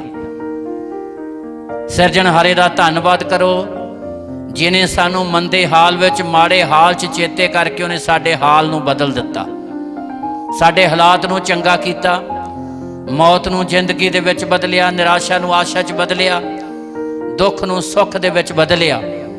ਇਸ ਲਈ ਪ੍ਰੇਮੀਓ, ਇਹ ਦੁੱਖ ਦੇ ਸਮੇਂ, ਕਸ਼ਟ ਦੇ ਸਮੇਂ, ਮੁਸੀਬਤ ਦੇ ਸਮੇਂ ਸਰਵਸ਼ਕਤੀਮਾਨ ਪਰਮੇਸ਼ਰ ਹੀ ਉਹ ਸਾਨੂੰ ਮੌਤ ਦੀਆਂ ਸਥਿਤੀਆਂ ਦੇ ਵਿੱਚੋਂ ਕੱਢ ਸਕਦਾ ਆ। ਬਲਦੀਆਂ ਅੱਗ ਦੀਆਂ ਭੱਠੀਆਂ 'ਚੋਂ, ਸ਼ੇਰਾਂ ਦੇ ਮੂੰਹਾਂ 'ਚੋਂ, ਤਰ੍ਹਾਂ ਤਰ੍ਹਾਂ ਦੀਆਂ ਸਥਿਤੀਆਂ 'ਚੋਂ ਕੱਢ ਕੇ ਉਹ ਆਪਣੀ ਕਿਰਪਾ ਦੇ ਨਾਲ ਭਰਪੂਰ ਕਰ ਸਕਦਾ ਆ। ਇਸ ਲਈ ਅਤੀ ਜ਼ਿਆਦਾ ਜ਼ਰੂਰੀ ਆ ਕਿ ਅਸੀਂ ਆਪਣੇ ਆਪ ਨੂੰ ਉਹਦੇ ਹੱਥ ਦੇਈਏ। ਇਸ ਲਈ ਯਿਰਮਯਾ ਨਬੀ ਵੀ ਇਸੇ ਗੱਲ ਨੂੰ ਬਿਆਨ ਕਰਦਾ ਹੈ। 33 ਅਧਿਆਏ ਯਿਰਮਯਾ ਦੀ ਪੁਸਤਕ ਉਹਦੀ 3 ਐਤ। ਮੈਨੂੰ ਪੁਕਾਰ ਅਤੇ ਮੈਂ ਤੈਨੂੰ ਉੱਤਰ ਦਿਆਂਗਾ। ਹਾਂ, ਉਹੀ ਨਬੀ ਜਿਹੜਾ ਬਿਲਾਪ ਦੀ ਪੁਸਤਕ 'ਚ ਇਸ ਗੱਲ ਨੂੰ ਬਿਆਨ ਕਰਦਾ ਕਿ ਪਰਮੇਸ਼ਰ ਦੀ ਇਹ ਦਇਆ ਆ ਕਿ ਅਸੀਂ ਮੁੱਕੇ ਨਹੀਂ, ਉਹਦਾ ਰਹਿਮ ਟੁੱਟ ਹੈ। ਉਹੀ ਨਬੀ ਇਸ ਗੱਲ ਨੂੰ ਬਿਆਨ ਕਰਦਾ ਆ। ਪੜ੍ਹੀਏ, ਧਿਆਨ ਨਾਲ ਸੁਣੀਏ 33 ਅਧਿਆਏ ਦੀ 3 ਐਤ। ਹਾਂਜੀ। ਮੈਨੂੰ ਪੁਕਾਰ ਅਤੇ ਮੈਂ ਤੈਨੂੰ ਉੱਤਰ ਦਿਆਂਗਾ। ਪਰਮੇਸ਼ਰ ਆਪਣੇ ਨਬੀ ਦੇ ਦੁਆਰਾ ਜਦੋਂ ਦੁੱਖ ਦੇ ਵਿੱਚ, ਕਸ਼ਟ 'ਚ, ਮੁਸੀਬਤ ਦੇ ਵਿੱਚ, ਤੇ ਖੁਦਾ ਆਪਣੇ ਨਬੀ ਦੇ ਦੁਆਰਾ, ਆਪਣੇ ਉਪਾਸਕ ਦੇ ਦੁਆਰਾ ਇਸ ਗੱਲ ਨੂੰ ਬਿਆਨ ਕਰਦਾ। ਖੁਦਾ ਕਹਿੰਦਾ, ਮੈਨੂੰ ਪੁਕਾਰ ਤੇ ਮੈਂ ਤੈਨੂੰ ਉੱਤਰ ਦਿਆਂਗਾ। ਮੈਨੂੰ ਪੁਕਾਰ ਤੇ ਮੈਂ ਤੈਨੂੰ ਉੱਤਰ ਦਿਆਂਗਾ। ਹਾਂਜੀ। ਅਤੇ ਮੈਂ ਤੈਨੂੰ ਵੱਡੀਆਂ ਵੱਡੀਆਂ ਅਤੇ ਔਖੀਆਂ ਗੱਲਾਂ ਦੱਸਾਂਗਾ ਜਿਨ੍ਹਾਂ ਨੂੰ ਤੂੰ ਨਹੀਂ ਜਾਣਦਾ। ਮੈਂ ਤੈਨੂੰ ਵੱਡੀਆਂ ਵੱਡੀਆਂ ਤੇ ਔਖੀਆਂ ਗੱਲਾਂ ਦੱਸਾਂਗਾ ਜਿਨ੍ਹਾਂ ਨੂੰ ਤੂੰ ਜਾਣਦਾ ਨਹੀਂ। ਕੀ ਹੋਵੇਗਾ, ਕਿੱਦਾਂ ਦਾ ਸਮਾਂ ਆਵੇਗਾ, ਕਿੱਦਾਂ ਦੀ ਸਥਿਤੀ ਹੋਵੇਗੀ, ਇਸ ਆਫਤ ਜਾਂ ਮੁਸੀਬਤ 'ਚੋਂ ਮੈਂ ਕਿਵੇਂ ਨਿਕਲਾਂਗਾ, ਕਿਵੇਂ ਬਚ ਜਾਵਾਂਗਾ। ਪ੍ਰੇਮੀਓ, ਅਸੀਂ ਤਾਂ ਕੱਲ ਦੇ ਬਾਰੇ ਨਹੀਂ ਜਾਣਦੇ, ਅਸੀਂ ਕੁਝ ਪਲਾਂ ਬਾਰੇ ਨਹੀਂ ਜਾਣਦੇ, ਪਰ ਸਰਵਸ਼ਕਤੀਮਾਨ ਪਰਮੇਸ਼ਰ ਸਾਡੀਆਂ ਸਥਿਤੀਆਂ, ਸਾਡੇ ਹਾਲਾਤਾਂ ਨੂੰ ਚੰਗੀ ਤਰ੍ਹਾਂ ਜਾਣਦਾ। ਉਸ ਤੋਂ ਕੁਝ ਵੀ ਛੁਪਿਆ ਹੋਇਆ ਨਹੀਂ। ਦਾਊਦ 139 ਜ਼ਬੂਰ ਦੇ ਵਿੱਚ ਬਿਆਨ ਕਰਦਾ, ਪਰਮੇਸ਼ਰ ਜਿੱਥੇ ਵੀ ਮੈਂ ਚਲਾ ਜਾਵਾਂ ਤੂੰ ਉੱਥੇ ਹੈ। ਮੈਂ ਤੇਰੀ ਹਜ਼ੂਰੀ ਤੋਂ, ਤੇਰੀ ਆਤਮਾ ਤੋਂ ਨੱਠ ਕੇ ਕਿੱਥੇ ਜਾਵਾਂ? ਜਿਵੇਂ ਆਕਾਸ਼ ਤੇ ਚੜ ਜਾਵਾਂ ਤੂੰ ਉੱਥੇ ਆ, ਜਿਵੇਂ ਪਤਾਲ ਵਿੱਚ ਬਿਸਤਰਾ ਵਿਛਾਵਾਂ ਤੂੰ ਉੱਥੇ ਹੈ। ਦਾਊਦ ਬਿਆਨ ਕਰਦਾ, ਪਰਮੇਸ਼ਰ ਤੇਰੀ ਹਜ਼ੂਰੀ ਤੋਂ ਮੈਂ ਨੱਠ ਕੇ ਕਿਤੇ ਨਹੀਂ ਜਾ ਸਕਦਾ। ਤੇਰੇ ਅੱਗੇ ਰਾਤ ਵੀ ਦਿਨ ਵਾਂਗੂ ਚਮਕਦੀ ਹੈ। ਹਾਂ ਪ੍ਰੇਮੀ ਹੋਇਆ ਨਾ ਉਹ ਜ਼ਿੰਦਗੀਆਂ ਜਿਨ੍ਹਾਂ ਨੇ ਇਸ ਗੱਲ ਨੂੰ ਪਾਇਆ ਕਿ ਸਰਵਸ਼ਕਤੀਮਾਨ ਪਰਮੇਸ਼ਰ ਤੋਂ ਅਸੀਂ ਕੁਝ ਵੀ ਛੁਪਵਾ ਨਹੀਂ ਸਕਦੇ। ਉਹ ਵੇਲੇ ਤੇ ਸਮੇਂ ਨੂੰ ਜਾਣਦਾ ਆ, ਆਉਣ ਵਾਲੇ ਸਮੇਂ ਬਾਰੇ ਜਾਣਦਾ ਹੈ। ਇਸ ਲਈ ਕਲਾਮ ਦੇ ਵਿੱਚ ਯਿਰਮਯਾ ਨਬੀ ਬਿਆਨ ਕਰਦਾ ਕਿ ਖੁਦਾ ਕਹਿੰਦਾ, ਮੈਨੂੰ ਪੁਕਾਰ ਤੇ ਮੈਂ ਤੈਨੂੰ ਉੱਤਰ ਵੀ ਦਿਆਂਗਾ, ਤੇ ਮੈਂ ਤੈਨੂੰ ਔਖੀਆਂ ਔਖੀਆਂ ਤੇ ਵੱਡੀਆਂ ਗੱਲਾਂ ਦੱਸਾਂਗਾ ਜਿਨ੍ਹਾਂ ਨੂੰ ਤੂੰ ਜਾਣਦਾ ਨਹੀਂ। ਇਹ ਮਸਲੇ ਕਿੱਦਾਂ ਹੱਲ ਹੋਣਗੇ, ਸਥਿਤੀਆਂ ਕਿੱਦਾਂ ਬਦਲਣਗੀਆਂ, ਇਹ ਮਹਾਮਾਰੀ ਦੇ ਹਾਲਾਤ ਕਿੱਦਾਂ ਰੁਕ ਸਕਦੇ ਨੇ, ਕਿਉਂਕਿ ਕਲਾਮ ਬਿਆਨ ਕਰਦਾ ਹੈ ਮਹਾਮਾਰੀ ਜਦੋਂ ਜਦੋਂ ਵੀ ਆਈ ਹੈ, ਸਥਿਤੀਆਂ ਮਾੜੀਆਂ ਜਦੋਂ ਜਦੋਂ ਵੀ ਆਈਆਂ, ਇਨਸਾਨਾਂ ਦੀ ਲਾਪਰਵਾਹੀ ਦੇ ਕਾਰਨ, ਅਣਆਗਿਆਕਾਰੀ ਦੇ ਕਾਰਨ, ਬੁੜ ਬੜਾਉਣ ਦੇ ਕਾਰਨ, ਬੇਮੁਖ ਹੋਣ ਦੇ ਕਾਰਨ ਆਈਆਂ। ਪਰ ਜਦੋਂ ਜਦੋਂ परमेश्वर के लोगों ने पश्चाताप किया, अपने आप को खुदा के हथ दिता, ते सर्वशक्तिमान परमेश्वर ने अपने रहम को प्रगट किया, अपनी दया को प्रगट किया। इसलिए ही नबी इस गल को बयान करता है। 17 अध्याय उसकी 14 आयत पढ़िए ते ध्यान नाल सुनिए। यिर्मयाह दी पुस्तक 17 अध्याय उसकी 14 आयत। हे यहोवा मैनू बल कर ते मैं बल होवांगा। हाँ, परमेश्वर का जन वही नबी बयान करता, कहता हे परमेश्वर मैनू बल कर, भाव मैनू चंगा कर तां मैं चंगा होवांगा। हाँ परमेश्वर मेरी चंगाई, मेरी ताकत, मेरी शक्ति, मेरा आनंद, मेरी खुशी, मेरा दिलासा, मेरी तसल्ली सब कुछ तू है। हबकूक नबी दी मानत यहोवा मेरा बल है, ਉਹ मेरे पैरों ਨੂੰ ਹਰਨੀਆਂ ਦੇ ਪੈਰਾਂ ਜਿਹੇ ਬਣਾਉਂਦਾ, ਮੈਨੂੰ ਉਚਾਈਆਂ ਦੇ ਉੱਤੇ ਲੈ ਕੇ ਜਾਂਦਾ ਹੈ।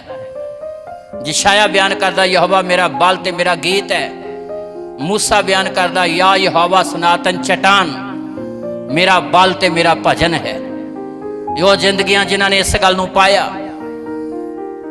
इसलिए सर्वशक्तिमान परमेश्वर ही सानू इन्हां स्थितियां चों कढ सकदा है, ते ओही अपने बल ते अपनी शक्ति ते अपने आनंद ते अपनी खुशी दे नाल ते अपने भरपूर जीवन दे नाल सानू भर सकदा है।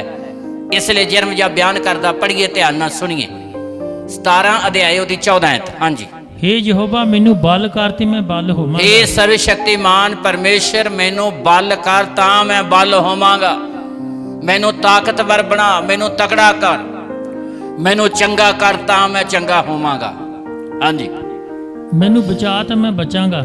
मैनू बचा तां मैं बचांगा। हे परमेश्वर मेरा बचाओ तेरे हाथ दे विच है, मेरा छुटकारा तेरे हाथ दे विच है, मेरी जिंदगी तेरे हाथ दे विच है।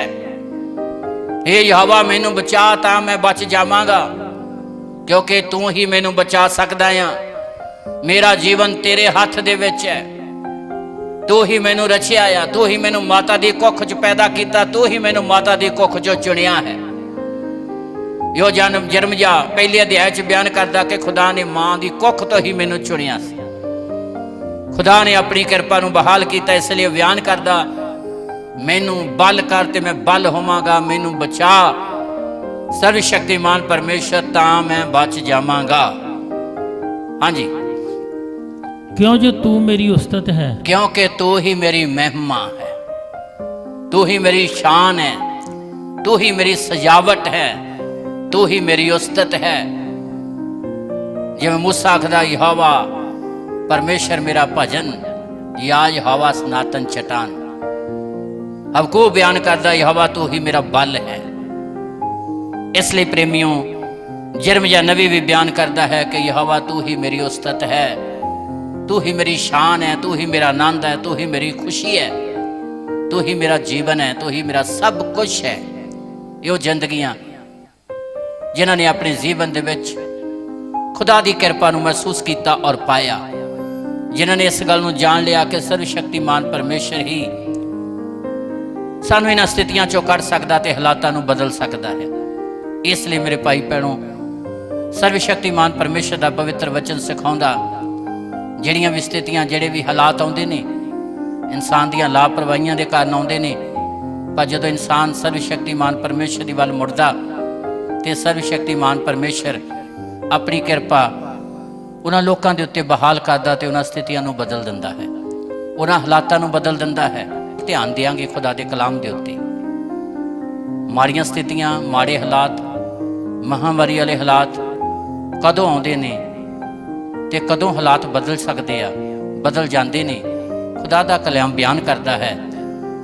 परमेश्वर के पाक कलाम च असीं पढ़न लई जा रहे हैं। पहला इतिहास 21 अध्याय ਉਹਦੀ 1 ਤੋਂ 3 ਐਤ तक ਅਸੀਂ पढ़ांगे। इत्थे पाक कलाम च पढ़ते हैं ਜਦੋਂ ਜਦੋਂ भी इंसान की जिंदगी की सोच बदलती, विचार बदलते हैं तो उदों उदों स्थितियां माड़ियां ते हालात माड़े आउंदे ने। परमेश्वर का पवित्र वचन सिखाउंदा है। पढ़िए ते ध्यान दे नाल सुनिए। दाऊद पातशाह है दाऊद पातशाह ते खुदा ने बड़ी किरपा की, बड़ी आशीष दी। ਉਹਦੇ ਜੀਵਨ 'ਚ ਵੀ ਭੁੱਲਾਂ ਹੋਈਆਂ, ਪਰ ਪਰਮੇਸ਼ਰ ਨੇ ਆਪਣੀ ਕਿਰਪਾ ਉਹਦੇ ਉੱਤੇ ਬਹਾਲ ਕੀਤੀ। ਜਦੋਂ ਜਦੋਂ ਵੀ ਜੀਵਨ 'ਚ ਉੱਦਾਂ ਦੀ ਸਥਿਤੀ ਹੋਈ, ਉਹਨੇ ਪਛਤਾਪ ਕੀਤਾ, ਉਹਨੇ ਆਪਣੇ ਆਪ ਨੂੰ ਖੁਦਾ ਦੇ ਹੱਥ ਦਿੱਤਾ। ਇਸ ਲਈ ਉਹ ਆਪਣੇ ਅਨੁਭਵ ਤੇ ਤਜਰਬੇ 'ਚ ਹੀ ਬਿਆਨ ਕਰਦਾ ਆ ਕਿ ਪਰਮੇਸ਼ਰ ਟੁੱਟੇ ਦਿਲ ਵਾਲਿਆਂ ਦੇ ਨੇੜੇ ਆ। ਜਦੋਂ ਪਛਤਾਪ ਕਰਦੇ ਆ ਤੇ ਖੁਦਾ ਆਪਣੀ ਕਿਰਪਾ ਬਹਾਲ ਕਰਦਾ, ਤਦ ਉਹ ਬਿਆਨ ਕਰਦਾ ਕਿ ਮੇਰਾ ਮਦਦਗਾਰ, ਮੇਰਾ ਸਹਾਇਕ ਆਕਾਸ਼ ਤੇ ਧਰਤੀ ਦਾ ਮਾਲਕ ਹੈ। ਤਦ ਉਹ ਬਿਆਨ ਕਰਦਾ ਕਿ ਜਿਹੜੇ ਸੱਚਾਈ ਨਾਲ ਪੁਕਾਰਦੇ ਤੇ ਖੁਦਾ ਉਹਨਾਂ ਦੀ ਪੁਕਾਰ ਤੇ ਦੁਹਾਈ ਨੂੰ ਸੁਣਦਾ ਆ। ਇੱਕ ਸਮਾਂ ਦਾਊਦ ਦੇ ਜੀਵਨ 'ਚ ਵੀ ਇਦਾਂ ਦਾ ਆਇਆ, ਜੋ ਅਸੀਂ ਪੜ੍ਹਨ ਲਈ ਜਾ ਰਹੇ ਹਾਂ। ਪਹਿਲਾ ਇਤਿਹਾਸ 21 ਅਧਿਆਇ ਦੀ 1 ਤੋਂ 3 ਐਤ ਤੱਕ ਪੜ੍ਹੀਏ ਤੇ ਧਿਆਨ ਦੇ ਨਾਲ ਸੁਣੀਏ। ਮਹਾਂਮਾਰੀ ਕਦੋਂ ਆਉਂਦੀ ਹੈ ਤੇ ਮਹਾਂਮਾਰੀ ਜਾਂਦੀ ਕਦੋਂ ਹੈ? ਦੁੱਖ ਕਦੋਂ ਆਉਂਦਾ ਤੇ ਦੁੱਖ ਜਾਂਦਾ ਕਦੋਂ ਹੈ? ਮੁਸੀਬਤਾਂ ਆਉਂਦੀਆਂ ਕਿਉਂ ਆ ਤੇ ਮੁਸੀਬਤਾਂ ਕਦੋਂ ਚਲੀਆਂ ਜਾਂਦੀਆਂ? ਇਹਨਾਂ ਦੋਲਾਂ ਗੱਲਾਂ ਨੂੰ ਜਾਣਨ ਦੇ ਲਈ ਧਿਆਨ ਦੇ ਨਾਲ ਸੁਣੀਏ। ਹਾਂਜੀ। ਸ਼ੈਤਾਨ ਇਸਰਾਇਲ ਦੇ ਵਿਰੁੱਧ ਉੱਠਿਆ, ਸ਼ੈਤਾਨ ਇਸਰਾਇਲ ਦੇ ਵਿਰੁੱਧ ਉੱਠਿਆ ਅਤੇ ਉਸਨੇ ਦਾਊਦ ਦੇ ਮਨ ਨੂੰ ਪ੍ਰੇਰਿਆ, ਉਸਨੇ ਦਾਊਦ ਦੇ ਮਨ ਨੂੰ ਪ੍ਰੇਰਿਆ ਜੋ ਇਸਰਾਇਲ ਦੀ ਗਿਣਤੀ ਕਰੇ। ਹਾਂ, ਦਾਊਦ ਦੇ ਮਨ ਨੂੰ ਪ੍ਰੇਰਿਆ ਦਾਊਦ ਪਾਤਸ਼ਾਹ ਸੇ ਕਿ ਉਹ ਇਜ਼ਰਾइल ਦੀ ਕੀ ਕਰੇ? ਗਿਣਤੀ ਕਰੇ। ਗਿਣਤੀ ਕਿਉਂ ਕਰੇ? ਇਹ ਗੱਲ ਦੇਖਣ ਦੇ ਲਈ ਕਿ ਮੇਰਾ ਰਾਜ ਕਿੱਥੇ ਤੱਕ ਫੈਲ ਗਿਆ ਹੈ, ਮੈਂ ਕਿੱਡਾ ਕੁ ਵੱਡਾ ਪਾਤਸ਼ਾਹ ਬਣ ਗਿਆ। ਅੱਜ ਹਰ ਇਨਸਾਨ ਦੇ ਦਿਮਾਗ 'ਚ ਹੈ ਇਹ ਗੱਲ। ਕਮੰਡ ਪੈਦਾ ਕਰਦੀਆਂ ਇਹ ਗੱਲਾਂ। ਇਸ ਲਈ ਦਾਊਦ ਦੇ ਮਨ ਦੇ ਵਿੱਚ ਵੀ ਇਹ ਗੱਲ ਆਈ।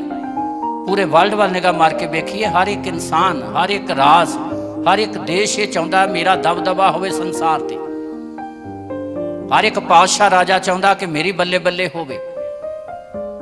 ਹਰ ਇੱਕ ਮਨੁੱਖ ਚਾਹੁੰਦਾ ਆ ਕਿ ਮੇਰੀ ਬੱਲੇ ਬੱਲੇ ਹੋਵੇ। ਹਰ ਇੱਕ ਦੇਸ਼ ਚਾਹੁੰਦਾ ਕਿ ਮੇਰਾ ਰਾਜ ਸਾਰੀ ਦੁਨੀਆ ਤੇ ਹੋਵੇ, ਸਾਰੇ ਦੇਸ਼ਾਂ ਦੇ ਉੱਤੇ ਹੋਵੇ।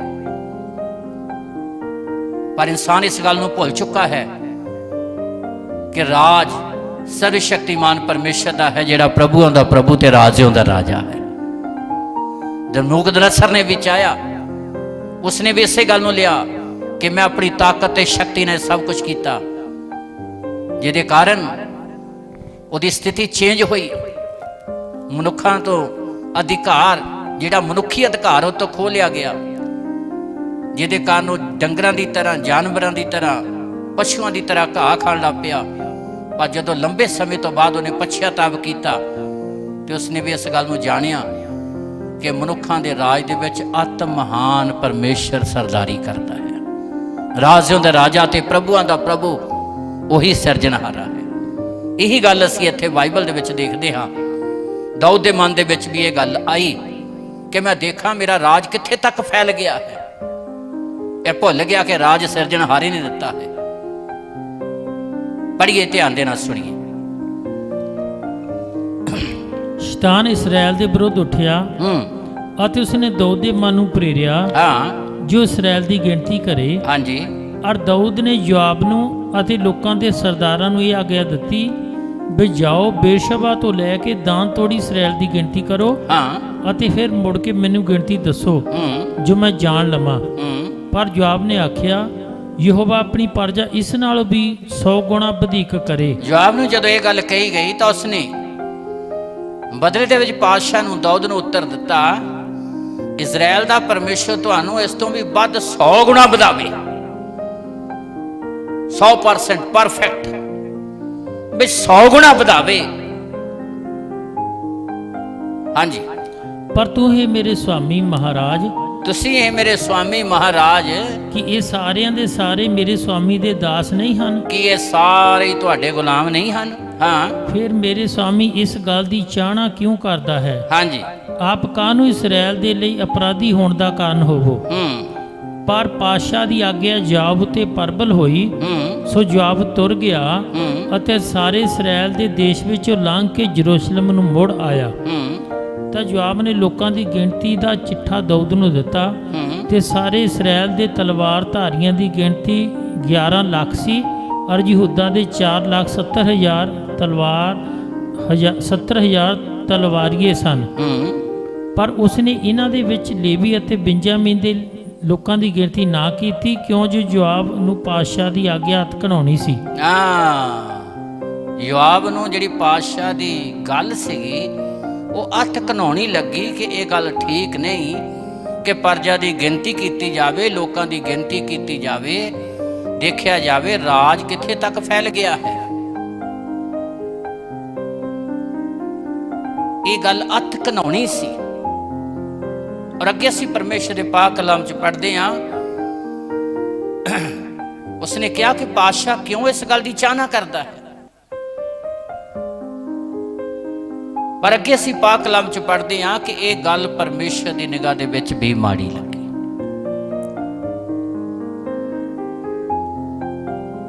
ਅੱਜ ਵੀ ਹਰ ਇੱਕ ਇਨਸਾਨ, ਹਰ ਇੱਕ ਚਾਹੁੰਦਾ ਹੈ, ਹਰ ਦੇਸ਼ ਚਾਹੁੰਦਾ, ਹਰ ਰਾਜ ਚਾਹੁੰਦਾ ਹੈ ਕਿ ਮੇਰਾ ਰਾਜ ਸੰਸਾਰ ਤੇ ਹੋਵੇ।